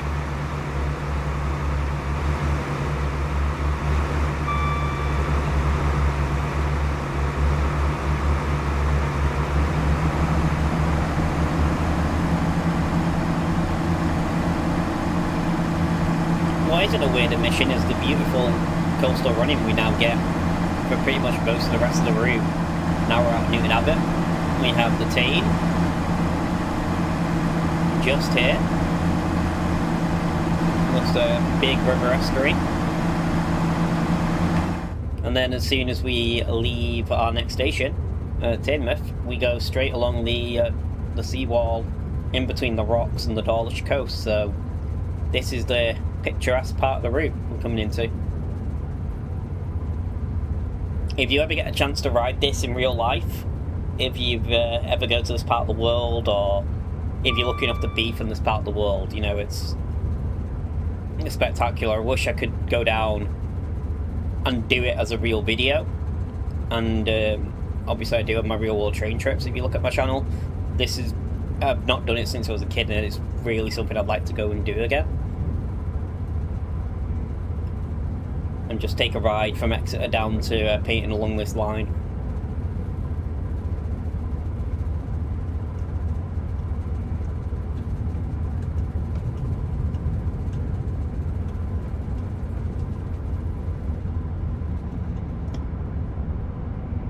You do have to start coming down because you do have a 60 coming up, pretty much where the station is.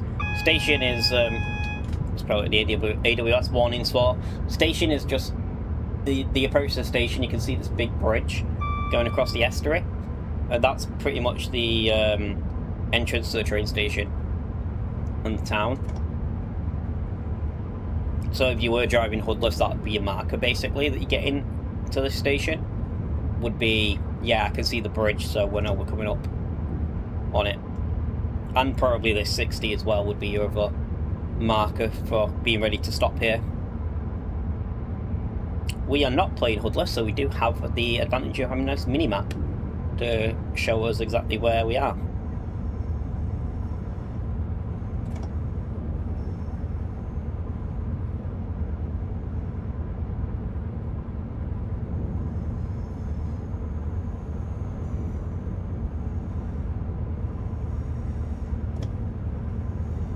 Once we've done this service, we're going to do one more run, so I'll open it up to the chat for what you want to see.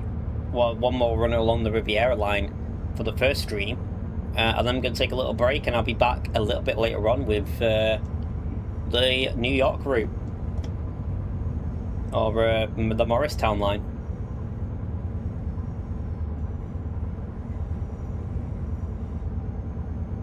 We are now approaching Teignmouth. Please mind the gap between the train and the platform, and take care when stepping down from the train.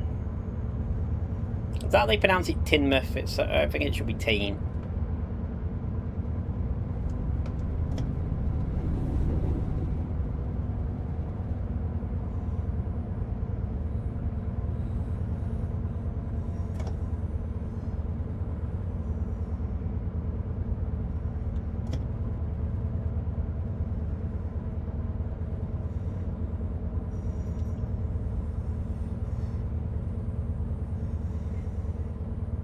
I'll gently bring her in. It's not the biggest platform, this.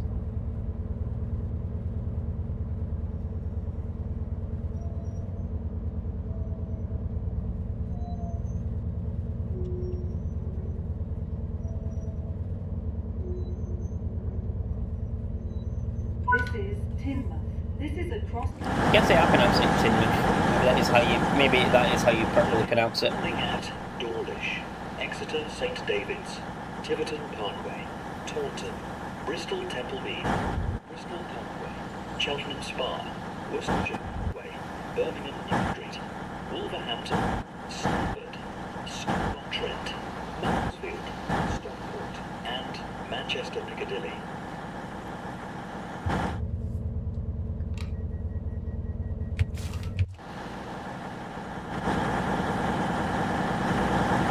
See, now the issue we're having with our doors where they weren't locking, it's fine.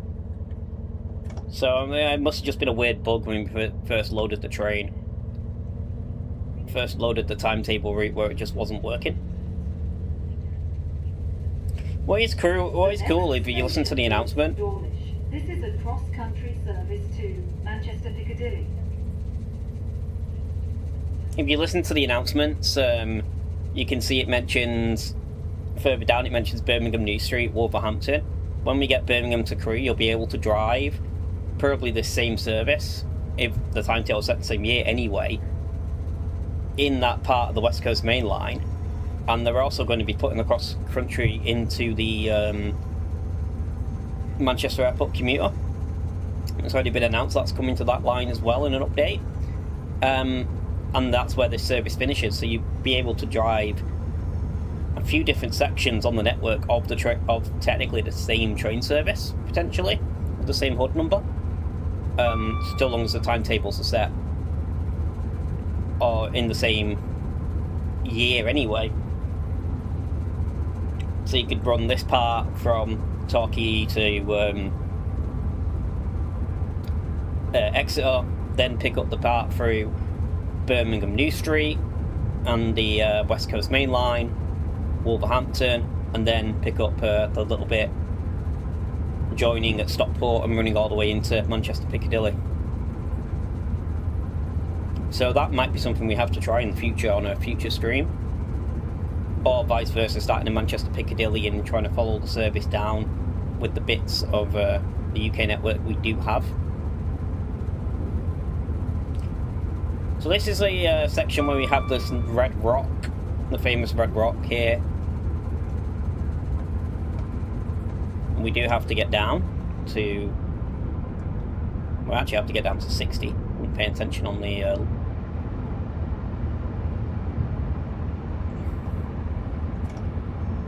I wasn't paying attention on the speeds there. Did I not set my lights up properly? We may have forgot to set the lights up properly because we had to reload the train due to a bug. I know I set it up correctly on the first one. No, we do have day running lights on. Okay.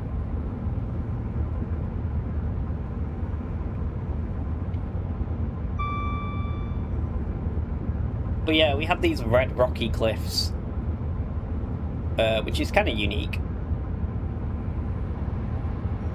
Not sure what the geology is like around here to make it that red colour. And then these little tunnels through the cliff faces, and then the seawall. And then just at the other side is Dawlish, which is our next stop. And I believe it's the last stop before we go all the way through to Exeter. We are now approaching Dawlish. Please mind the gap between the train and the platform, and take care when stepping down from the train. These are good things with the passenger announcements, is you can learn how to properly pronounced areas. Practice your pronunciation.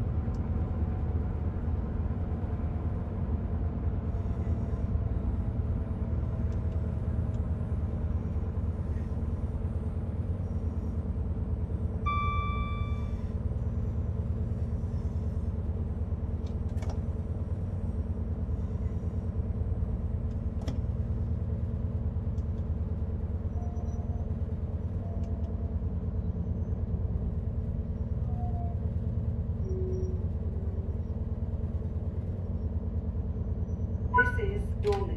This is a cross-country. Cross-country service to Manchester. It's like the perfect day to sit by the sea and have an ice cream and do some train spotting.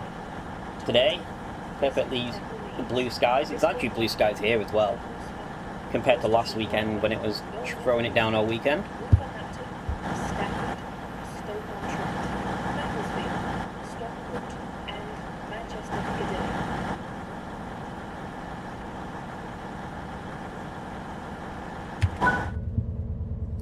So next up is Exeter St David, so let's get some power on, let's go all the way.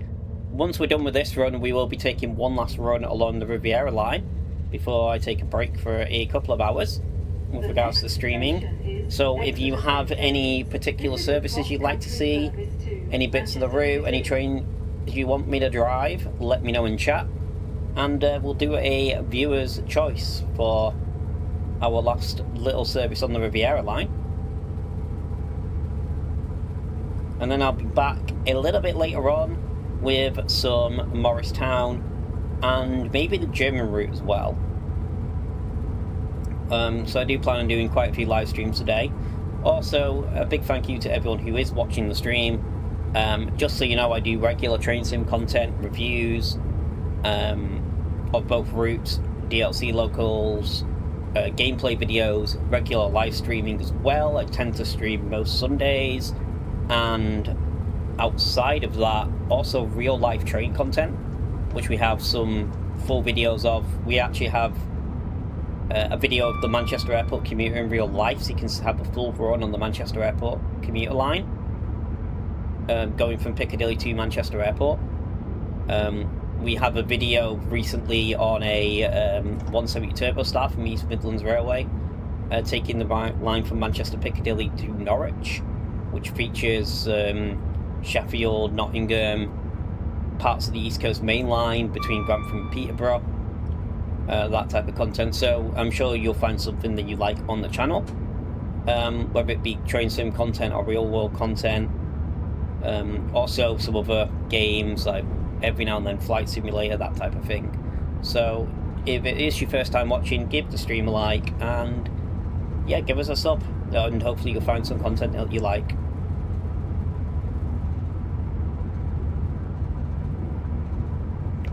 For ourselves though, on this route, let's get some power on, let's get some speed in. We've cleared up to 80, stretch your legs along the sea, enjoy the sounds of the cross-country Voyager.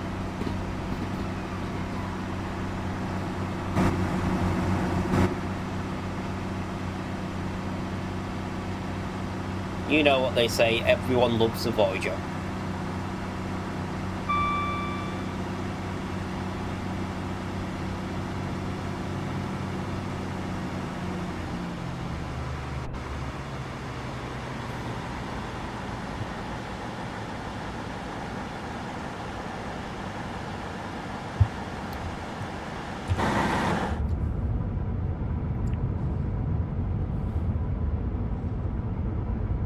So I believe this is Starcross we're coming up to.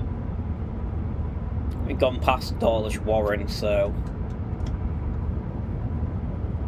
as we have a 150 going the other way.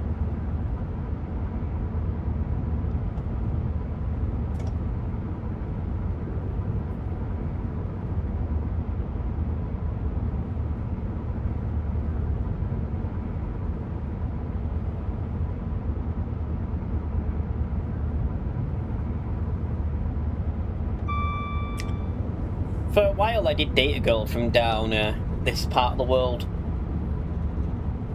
I remember us coming to Starcross, and when the tide's out, there's a beach here.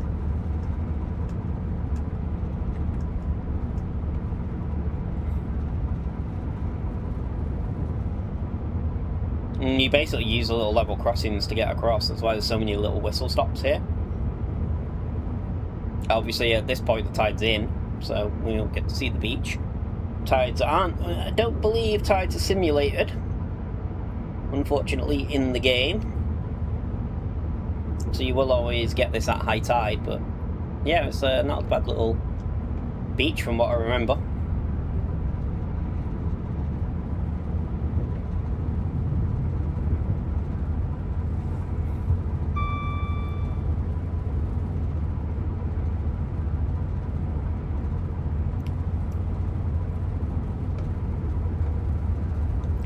Then just at the other side of Starcross, now we've gone through it, you get this full line speed, where you can really stretch the legs, go up to 100.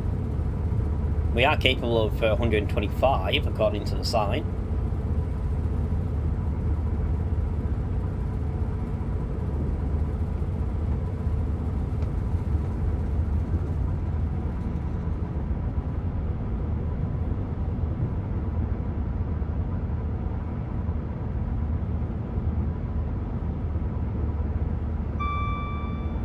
Here's the 100 marker.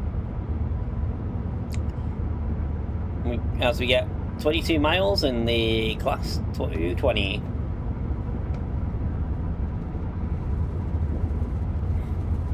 For now though, let's give her some juice.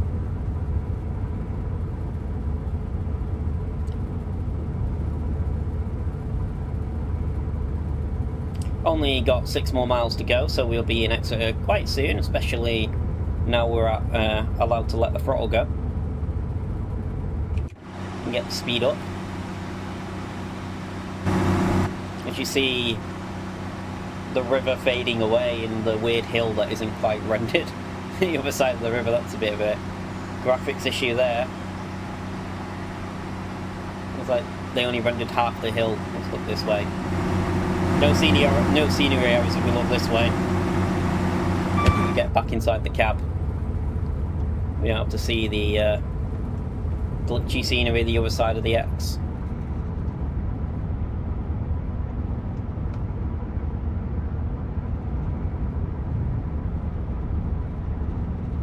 It's a shame there's like little errors like that, considering it's quite a nice looking route, if I'm honest. And then you get bits like that where I wish I didn't notice the hill was missing on the external view.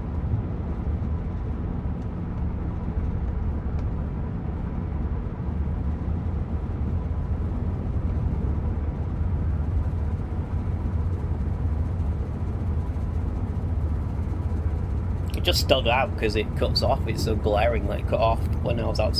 Probably in the cab you'd never notice that unless you're on the external view. It's so far away, but being out the cab at that point,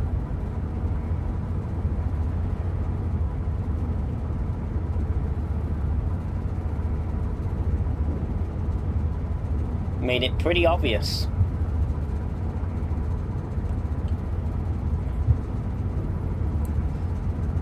So we're going to start bringing the power down now. And do have the 75 coming up. This should be Marsh Barton we're coming up to now, the new one, the newest stop on the line. And then just after Marsh Barton we have this 75 as we start approaching to Exeter, go through Exeter St Thomas, where we're obviously not stopping. And then shortly after Exeter St Thomas we hit St David's, which is the main Exeter station.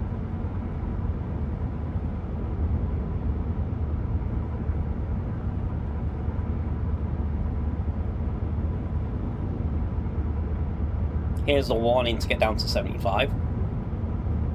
We're almost pretty much there.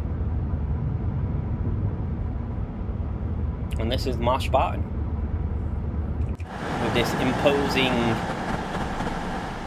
building we have next to it.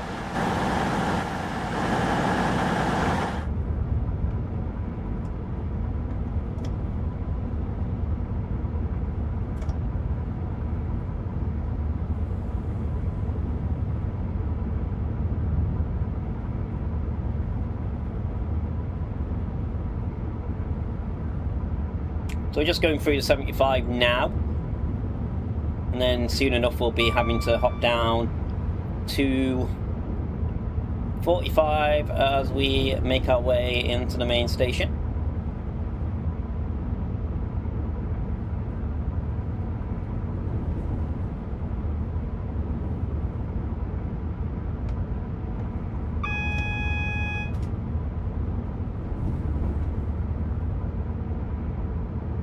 First yellow signalling to come to a stop. It's a double yellow.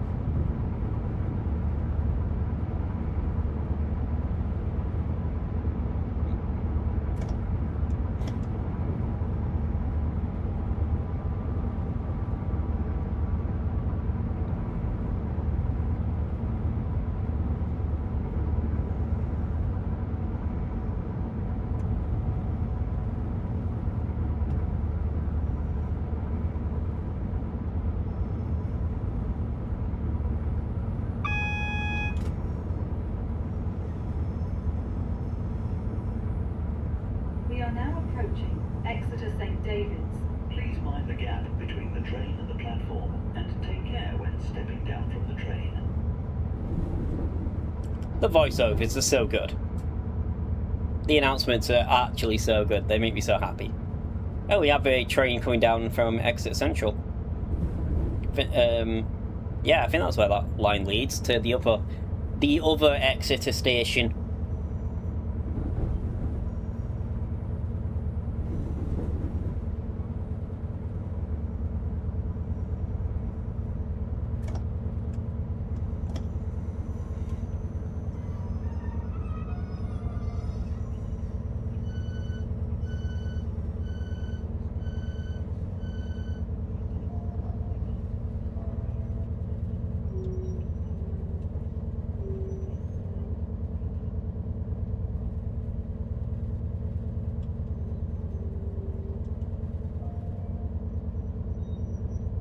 This is Exeter St. David's. Let's get the doors open one last time.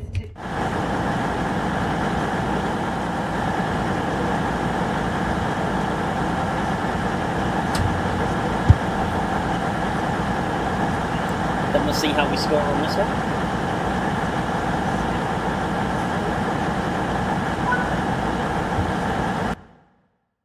We get ourselves the gold medal.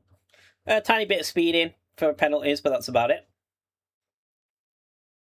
So, not too shabby. We'll go back to free row. I meant to actually go to the main menu.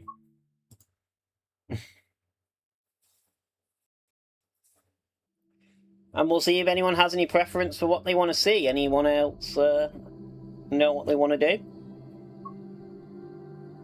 I'd probably find a half-hour service, maybe. See, that service is now showing as we go on timetable mode. That's showing as complete on as a timetable service, where before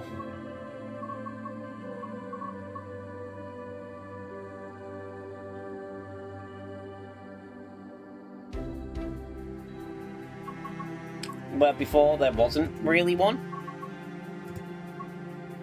Even though I did the first service on the 802, that didn't register with me doing it.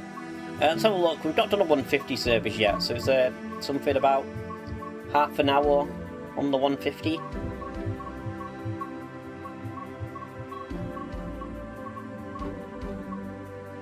There's Exmouth to Paynton. We can do the starting at Exeter St. David's, so it's 45 minutes.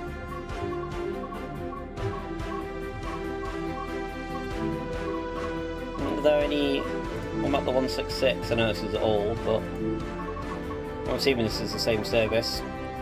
Paynton to Exeter Part 1, Part 2, it's going to be the same.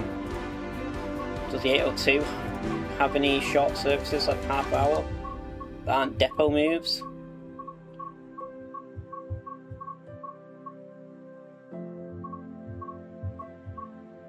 No, I don't think it will.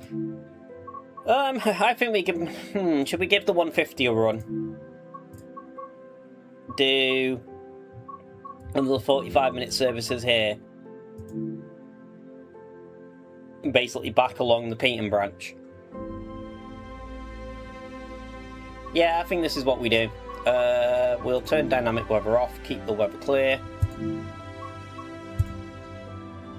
We've done the 801, we've done the 220, so I guess it's only fair we give the 150 a run out as well. So we're driving the passenger service from exit St David's to Payton. Service number is T2T10.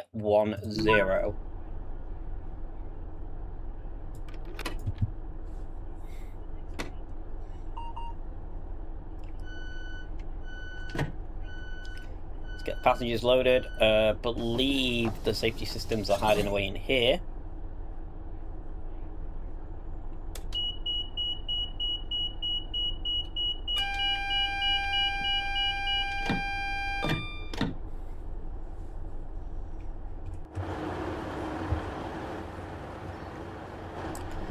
So again, a little bit of a different service. We'll probably stop at St Thomas and Marsh Barton on this run, I'm going to assume. So it'll be different from the more express service. We've actually done a mixture because we've done the express service on the 802 from Exeter to Plymouth. We've done a slower stopping service on the Voyager, stopping at Taymouth,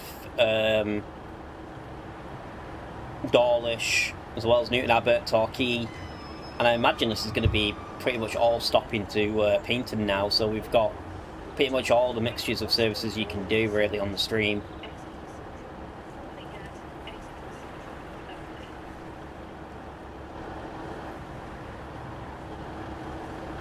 Here's a display there.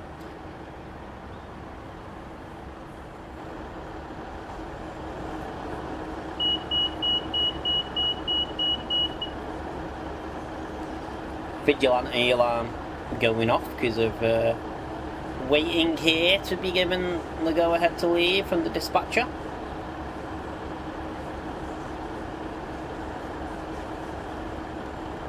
There is a scenario I want to try, the day of the dispatcher scenario. I may do that as a video, so I think quite a lot of people will be interested in that, as it's like a new way to play. Kind of like guard mode was for the Glossop Line, before that became a feature.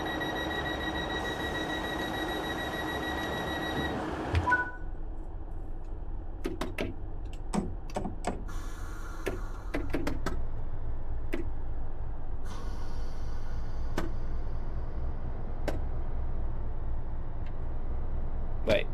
The next station is Are we in reverse? What do you mean in reverse? Great Western Railway service to Payton. It should be that way.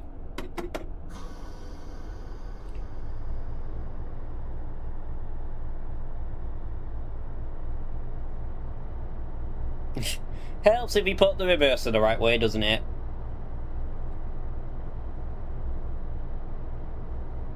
Go home, train driver, you're drunk.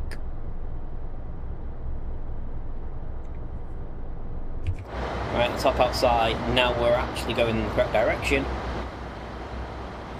to enjoy us cruising out of Exeter St David's. And maybe we're not doing all stopping. It looks like we're going straight to Dawlish, so maybe we are doing a min-stop service.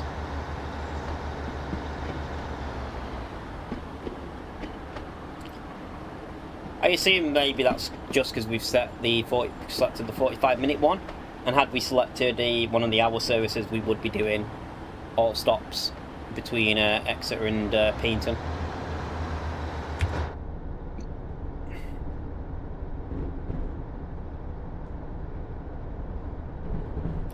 Once again though, if you are joining the stream, thank you for watching today. I hope you've either all been sat enjoying Train Sim World, or if you've only got the standard edition, you're looking forward to the full release of the game this coming Tuesday, so a few days time.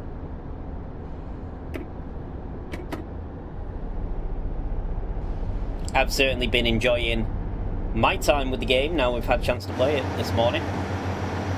Like I said, I didn't get any time last night due to having to download content and stuff. But now with really getting the grips with the and hours on, mainly so far the Riviera Line. I am looking forward to a little bit later on today trying out the Morristown line, which was the second most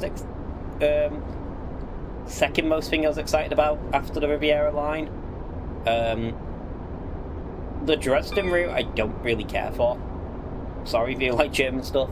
I've just never been a big fan of the German trains. I don't even know how they operate. I will give the German route a try because I'm sure people want to see it. But the German routes have just never been my cup of tea. Where for me, it's always been the US stuff. Well, the British stuff, obviously first, being a Brit, and then the US stuff I've always quite enjoyed. But that's one of the good things about Train Sim World, you know. Everyone has their own stuff they enjoy.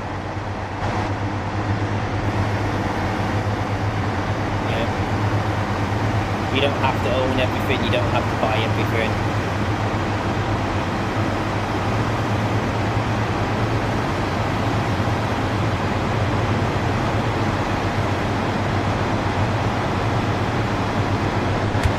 If you are just joining the stream as well, I have been streaming for a few hours. All the streams that I do, and I do stream regularly, my main streaming thing is Sunday morning. You can normally find me, I tend to start around 10 o'clock British time. Well, British summertime at the moment, because we're still under British summertime. Soon enough it'll be GMT when the clocks change, but I normally start around 10 anyway, UK time. And stream for about 2.5 hours. Any streams you do miss, though, I do have them all on demand, so you can always go back and take a look if you want to see. And there's quite some interesting stuff on there. There's a few cross-city streams, an Azuma stream on there, a US Freight stream on Sherman Hill. So we do mix it up in terms of streaming content as well as to what we play.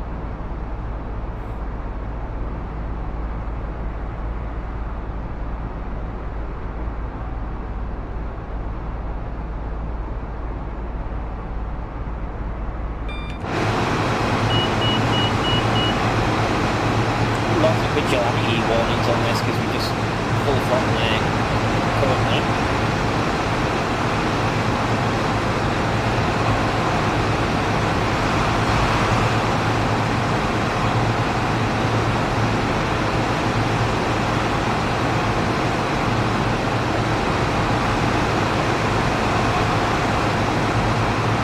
We get the Glitchy Hill, as you can see across the bay, where the hill just kind of stops midway.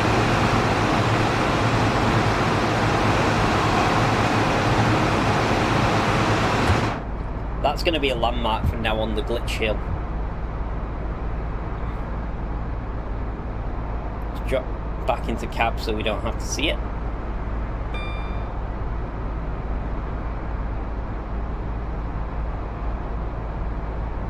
If you have been playing Train Sim World, what's your favourite content so far? If you've got it in the early access or advanced access or whatever they called it, have you had a favourite out of the 3 that came out with the game? As I said, I know most of the people on the polls have done pre-release of Train Sim World 6. The Riviera Line was top, but I guess I have a very British audience, and not so much the US and the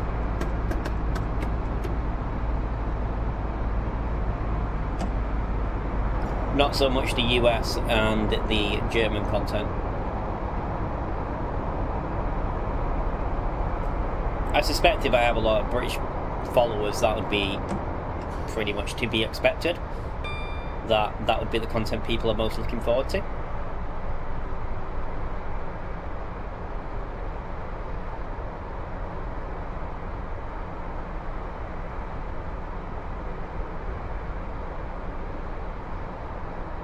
Just slowing down now to get under the 75 coming up here as we finally get the seawall coming into view.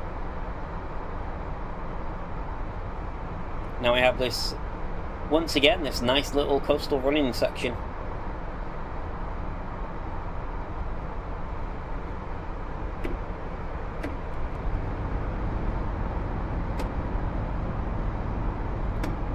We get to Starcross and then Dawlish Warren, which we're going to be running through.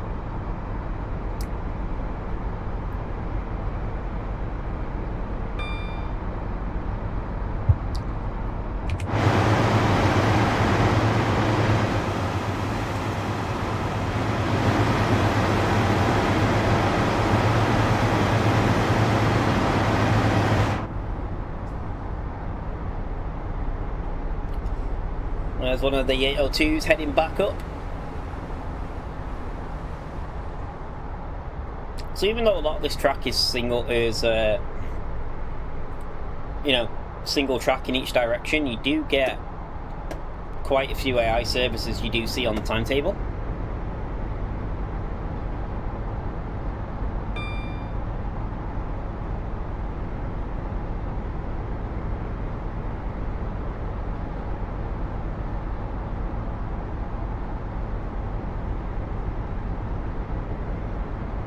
This is Starcross again.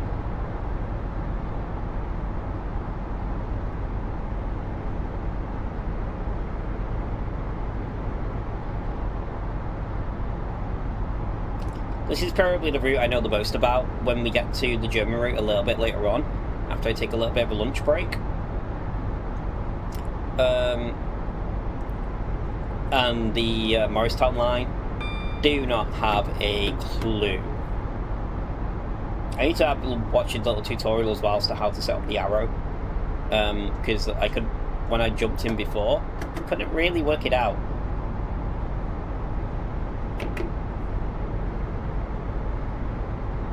I'm sure someone will have a tutorial on driving the arrow,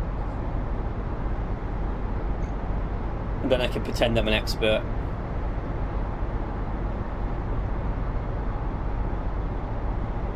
So we've got the Ferris wheel of Dawlish Warren just ahead.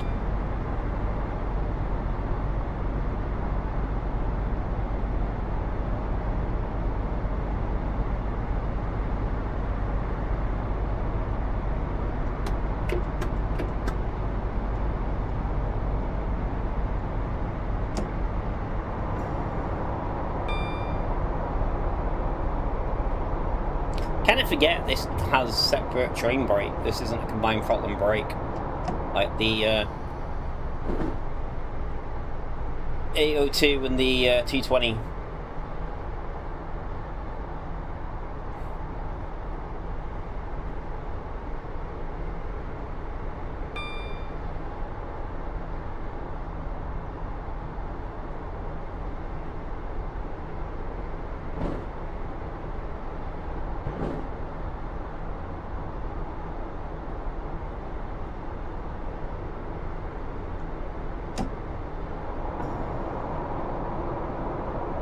So just a mile to go to get into Dawlish, so I'm going to start bringing the speed down. You can see the Dawlish just in front of us as we come around the corner.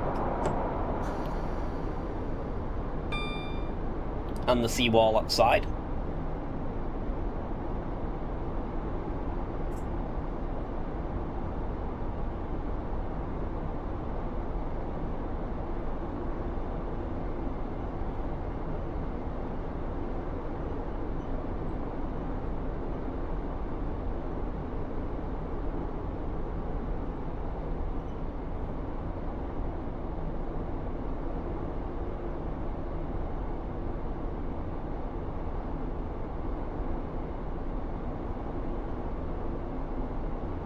We are now approaching Dawlish. Please mind the gap between the train and the platform, and take care when stepping down from the train.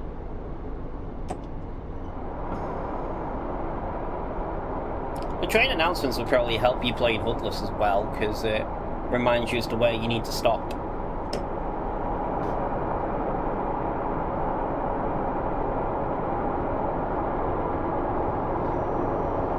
So we are coming in a little hot here, but it's a long platform.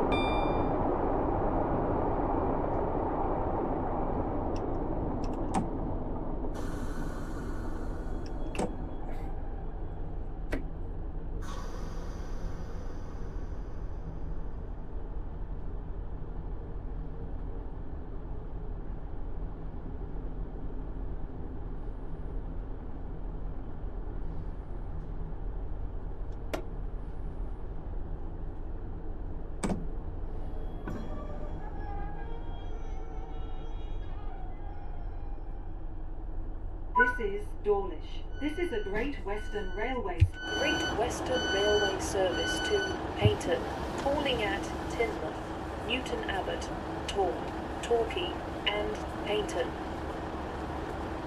So we did get one extra stop on the service. On our first run coming up the line in the 220 we didn't stop at Tor.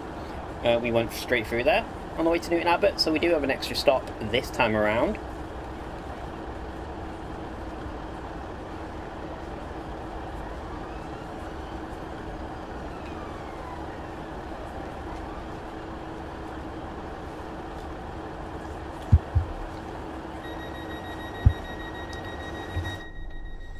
Speaking of the cross-country Voyager, and it coming through.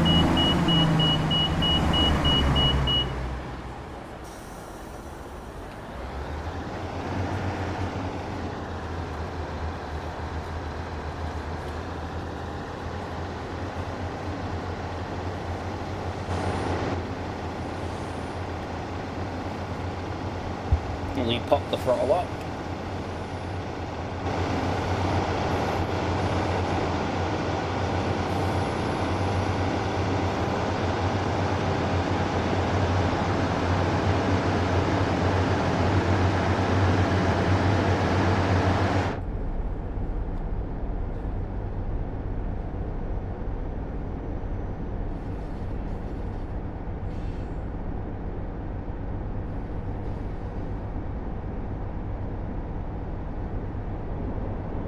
Again, some of the stations on this are quite... There isn't a big gap between stations. Especially this part near Dawlish bit, it's only like 2 miles to Teignmouth. Dawlish Warren's a mile away, the other way on the track. So they are quite close to stops together, really.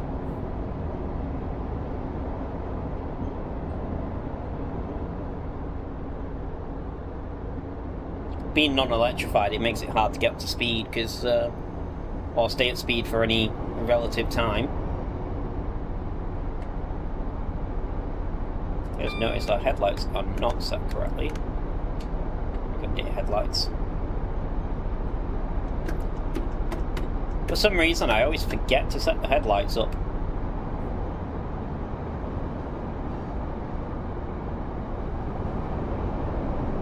Even with the headlights, it doesn't make much difference coming through this tunnel.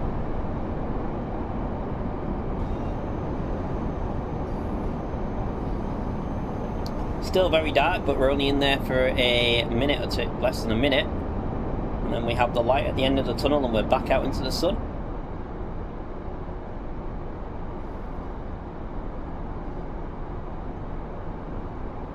I'm just a mile away from Teignmouth.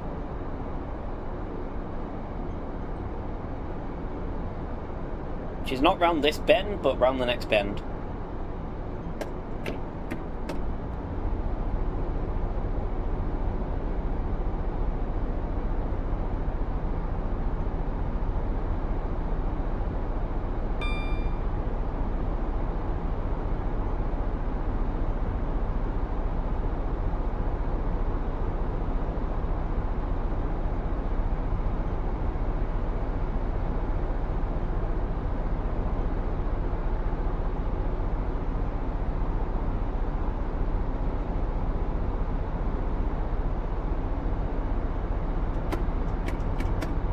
Take the throttle off, we've got to get, it's 60 mile an hour coming up, so we may as well just cruise at 60 miles an hour. We are now approaching. In fact, we probably need to start the brakes, because we're coming way too hot to get in.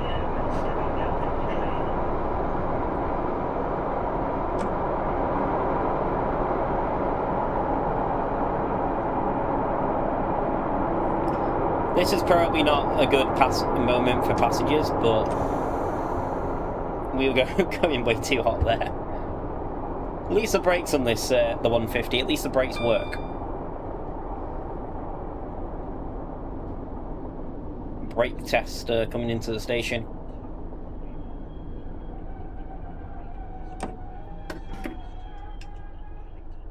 This is Teignmouth. This is a Great Western Railway. We're starting to stop in a little short there, really. Payton, calling calling at Newton Abbot, Torquay, and Payton. I don't think our back door's technically got on the platform. So they put the train into full service.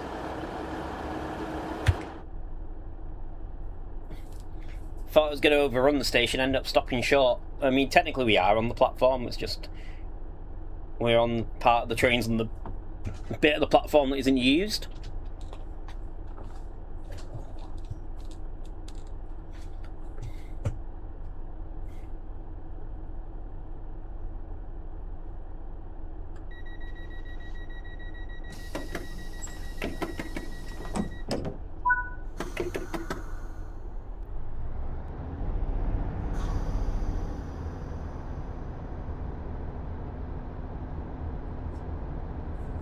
Too much sat back, enjoying the scenery, enjoying the water, enjoying the rocks, enjoying The next station is Newton Abbot.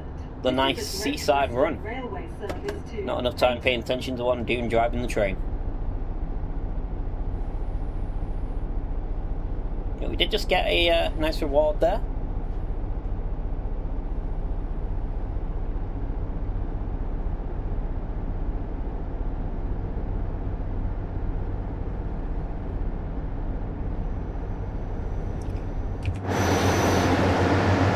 So we have a few stops. We've got a stop at Newton Abbot next, and then we've got Torquay and Payton, so 4 stops left on the screen before we take a little bit of a break.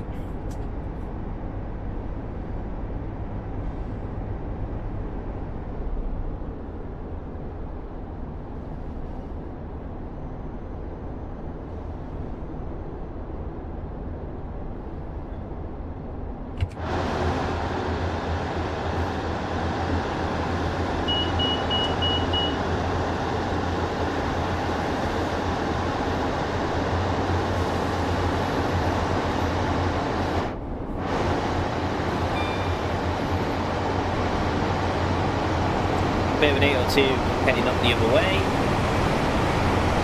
Some more AI traffic we're getting. Performance-wise, I've got to say, performance has been quite good here. Maybe I think there was a few issues just in the first run, but other than that, yeah, performance has been perfect. Can't fault it. And this is with pretty much every layer we own turned on as well. And yeah, it's running really well.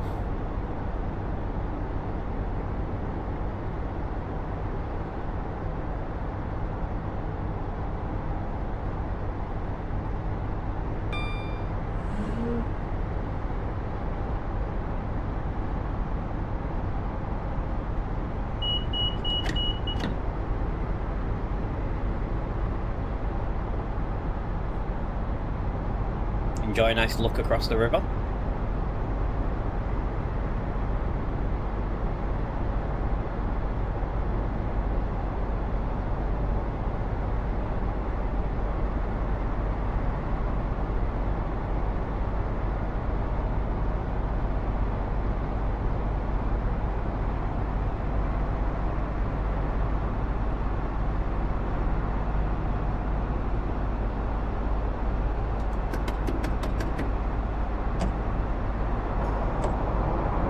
Then just like that, we have to get down to 60 miles an hour from 90. Which is how we know we're getting into Newton Abbot. Firstly with the speed drop here.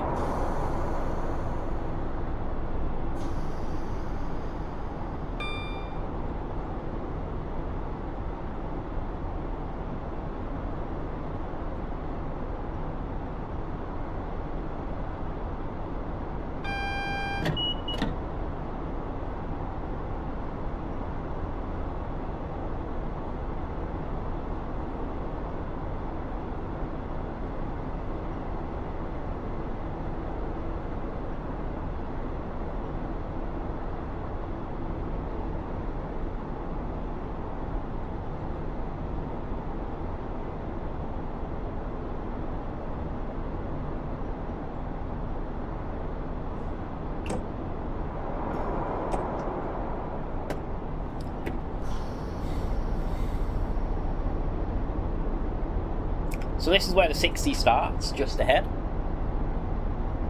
And then we have a couple of single yellows. So you may get held just at Newton Abbot for the moment.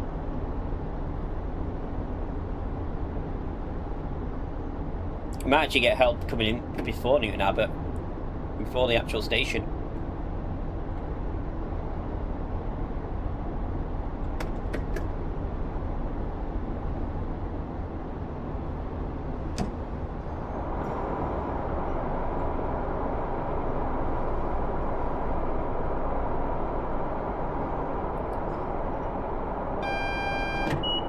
Single yellow, so we'll see if it stays red. I know some of these are release on approach, apparently. So it may be that we get the, as we approach the signal now, we get it turns green. Or we may just get held. I think from the release, from the previous stream, they mentioned some signals are release on approach.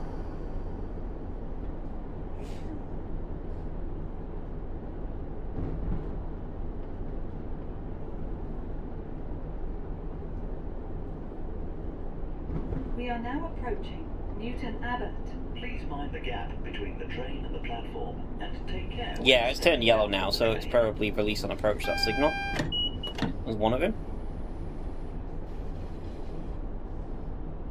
It's probably just for switching tracks here. So you do switch tracks just going through Newton Abbot.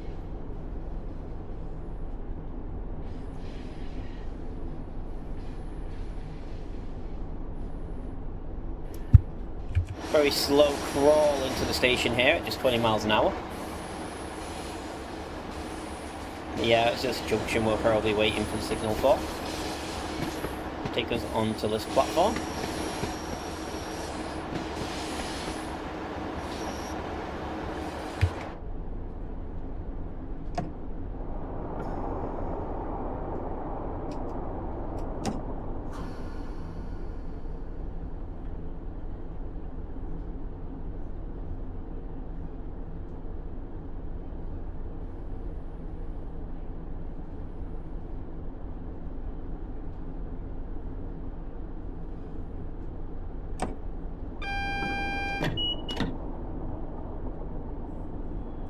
HS2 going through.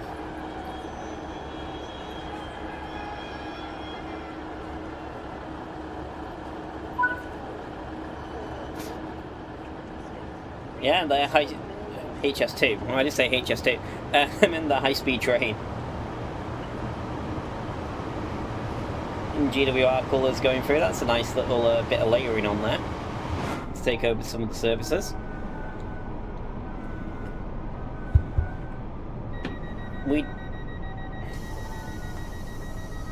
A door has become stuck. Identify.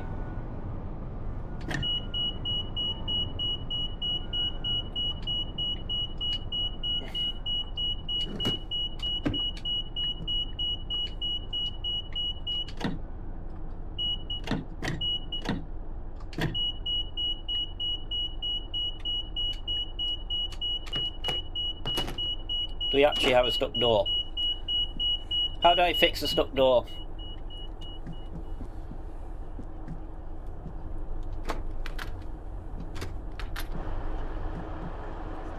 Is this door?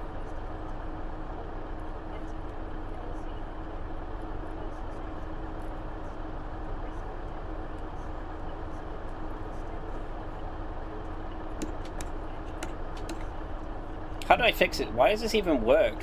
We have... This passenger door has been unstuck. Okay. That's how we do it.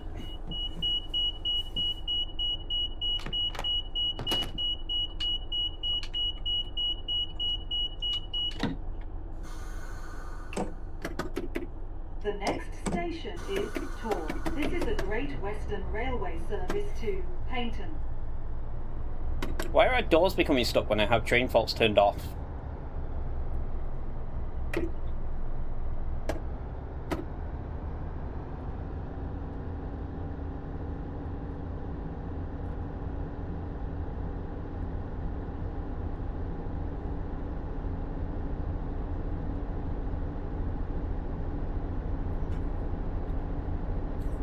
Like, that shouldn't be happening, considering we turned the train faults off.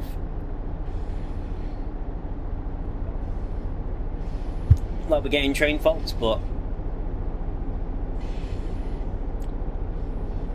at least we managed to fix this one. On the 220, we couldn't even get the door to close. Couldn't even fix the train fault. It shouldn't have happened in the first place. And then we couldn't fix it when it happened.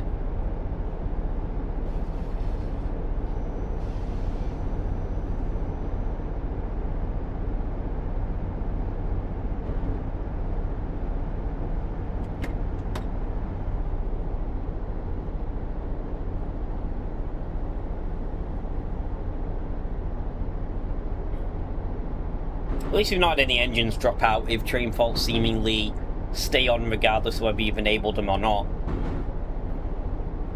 As we just had one then.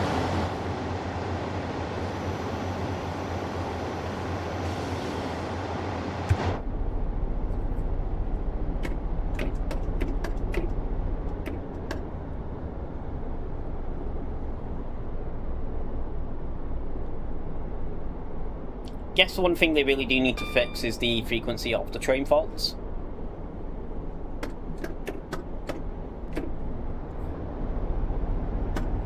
Like, you shouldn't, I think, you shouldn't it shouldn't happen every run.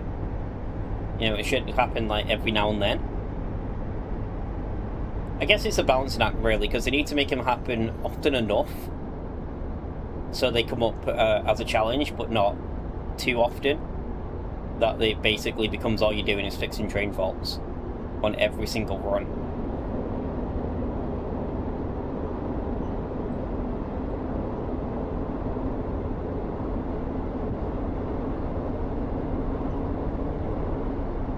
I mean, in both the 150 and the 220, we've had door faults in the very first runs we've done on both trains. And the only reason we didn't have a random fault on the AO2 is because they're not even they're not in the game yet.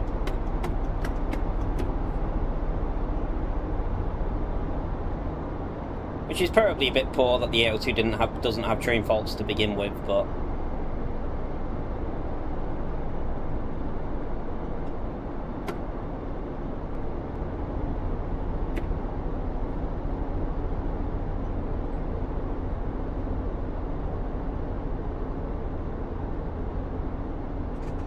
it is what it is.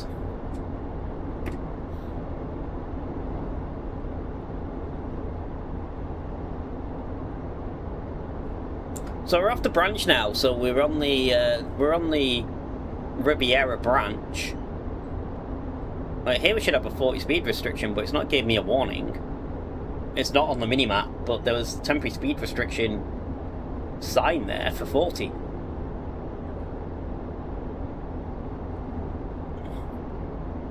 So that seems a little bit buggy, that there's a temporary speed restriction that had the sign in, but it's not actually showed up or registered. That the temporary speed restriction should have come in.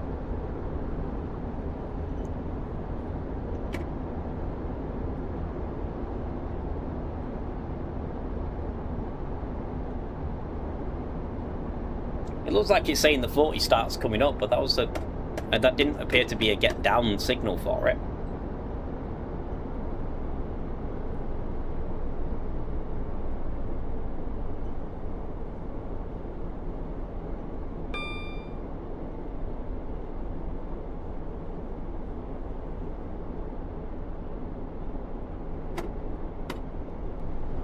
I think maybe they could do the temporary speed restrictions a little better as well. Like, give us a reason as to why the temporary speed restriction is, even if it's just people at the track side.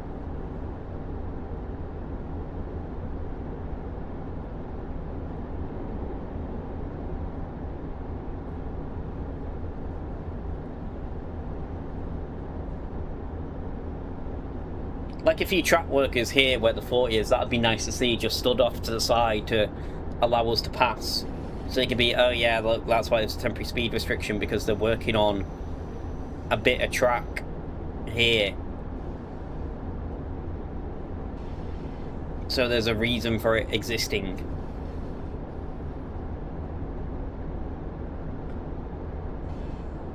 You basically come out the 40 and go straight into a 45.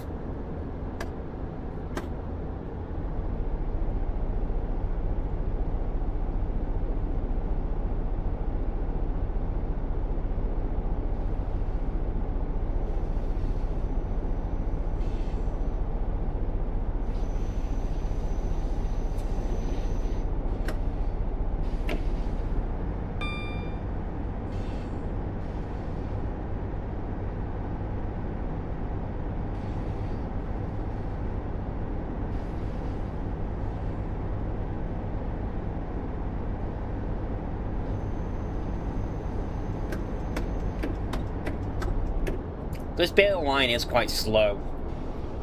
This little branch line. I mean, to be fair, the whole route is pretty slow. Even going all the way through to Plymouth, you're stuck at a lot of 60s.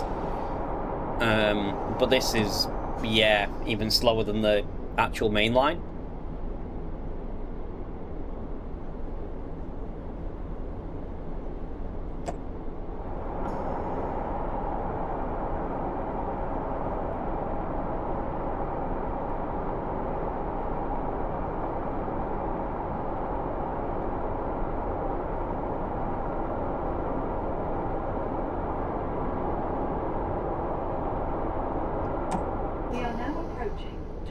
Please mind the gap between the train and the platform, and take care when stepping down from the train.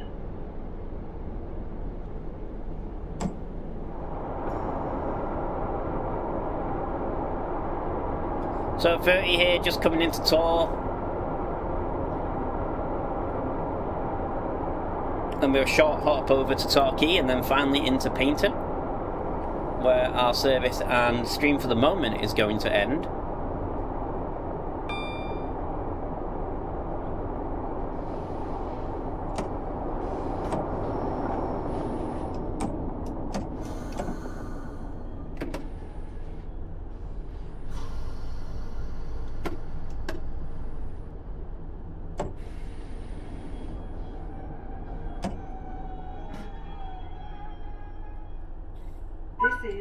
You can see how close Torquay is from there. It's like less than a mile. Paynton. The next station is Torquay. So you can see just literally how close these two stations are. And then Paynton again is only a couple of miles from Torquay. See if the doors all want to lock this time. Looks like they do. No random fault this time.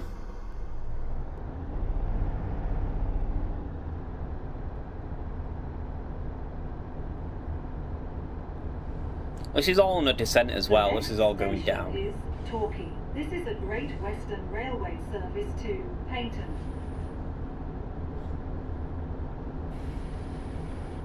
So yeah, pretty much this whole little branch line is all either uphill or downhill, depending if you're coming or going.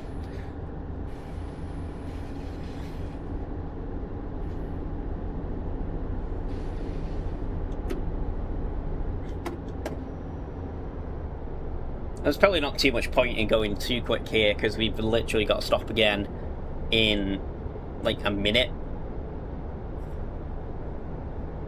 We could only go up to 40 anyway, so. And then we're pretty much straight back down.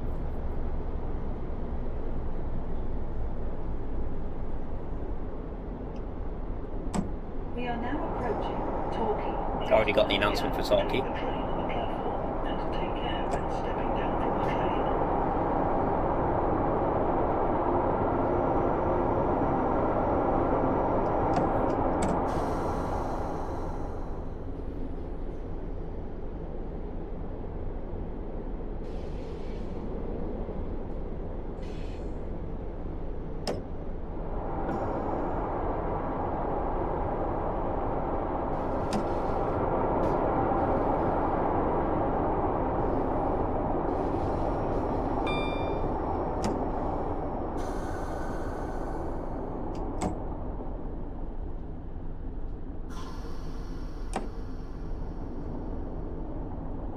We got a little bit past the stop marker here, but it's fine, and we've not gone too far past. This is Torquay. This is...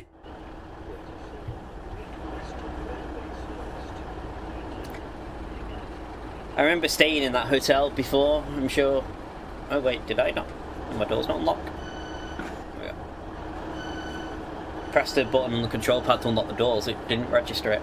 Anyway, I was saying, I remember staying in that hotel. I think I've had a relative stay in that hotel when I was a kid and stuff, from having family down here. My gran stayed there one time. It's right next to the station.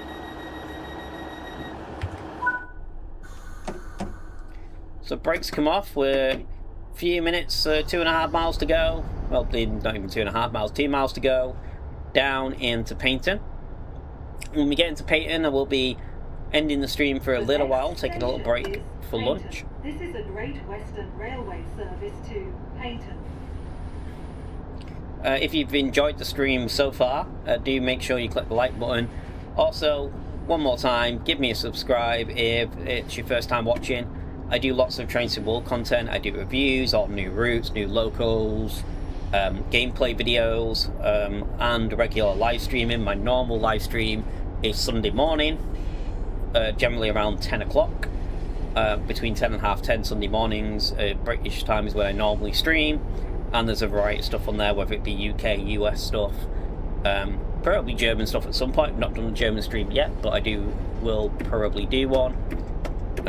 Also, I do real world train content as well. I have quite a few real world vlogs, for example, going down the whole Manchester Airport commuter route in real life. So you can run from Manchester Piccadilly to Manchester Airport and compare what it looks like in real life to the actual scenery you see in the game. Also, a whole run from Manchester Piccadilly down to Norwich as a vlog, which has loads of impressive scenery and gives you a lot of history about the line and that type of content. So I'm sure you'll probably find something, if you like trains, you'll probably find something that you like in the content there. I will be back with another Train Sim World 6 stream later on today, as we hop over to Morristown and cross the Atlantic and see what that route has to offer. I've spent probably the last 3-4 hours here on the Riviera. So yeah, we'll take a break for lunch and go over to the US.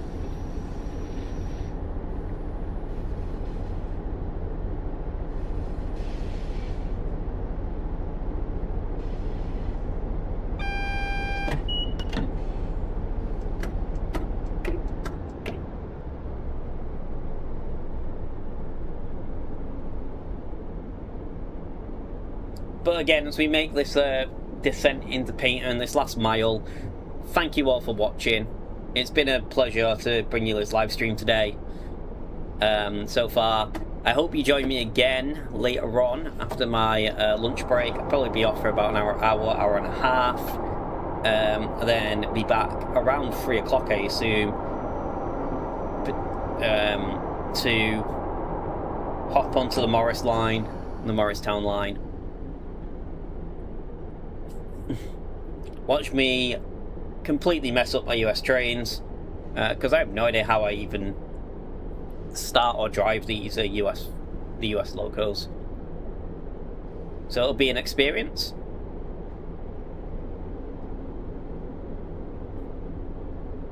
Whenever I drive anything US, I always struggle the first time.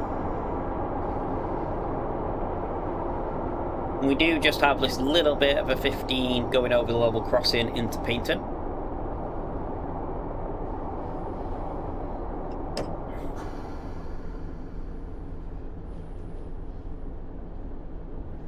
It's always a bit of a slow crawl, this little section, as we head down the hill. And then soon enough, the station probably just around this corner, I believe the station of Paignton will come into view, and the level crossing on the bridge. As I was saying on the cross-country bit before, when we were leaving here, saw recently at this level crossing there was a video, you probably find it on YouTube, of a dog getting loose at the level crossing and running under a train, and then obviously the driver of the train realised what was going on, stopped at the level crossing. Paynton. Please mind the gap between the train and the platform. Here, Take care but when stepping down from the train. yeah, people jumped the barrier of the level crossing to try and rescue the dog, and the dog. I actually think the dog was more scared of the people than the train, not running and hiding under the train and trying to coax it out from the stopped train.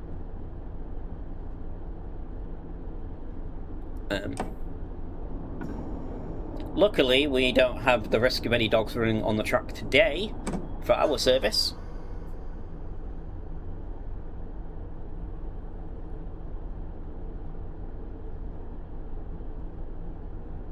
We do have a 150, looks like, ready to go out in the other direction.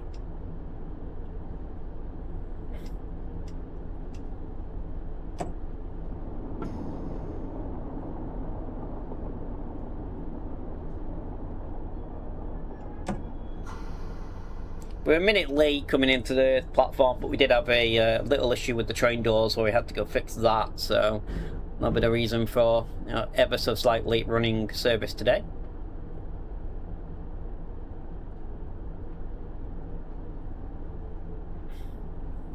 Have a look and see if we have any steam in. And we do have a steam engine there waiting.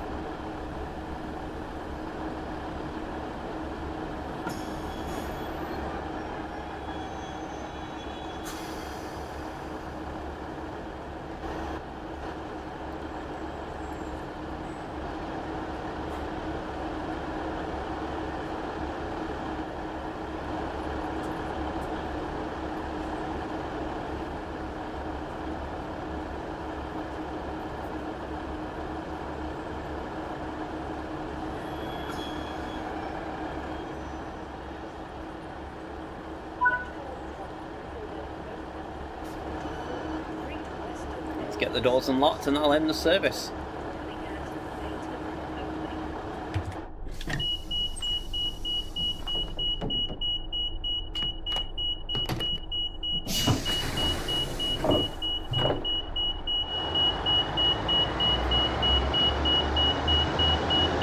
Have a little look around. Head over to the oh wait. Got an achievement there without even realising it. Shall we rob the steam train before we finish the stream?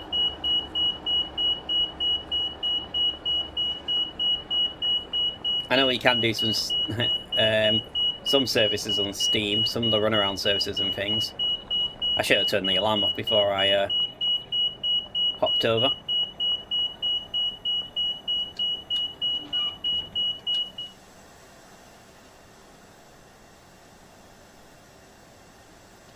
Go away, we're robbing the steam train.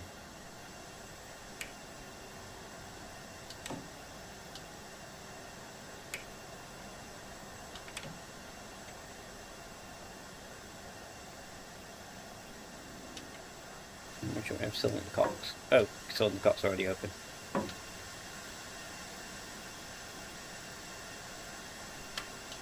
Release brakes.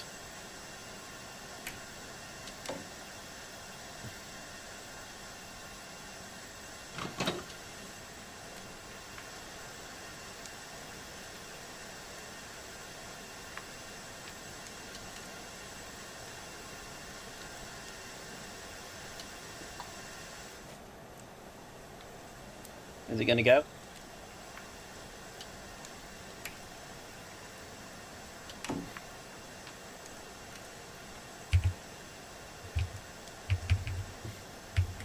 I don't think it's going to let me steal the steam train.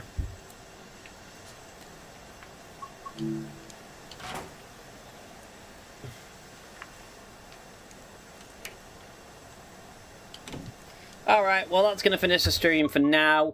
Hope you've all enjoyed it. If you have, do give me a like and a subscribe. And I'll see you in a few hours. I'm going to take a lunch break now. Be back probably around 3 o'clock.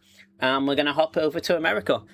For now, though, have a good lunch. And I'll see you in a bit. Goodbye.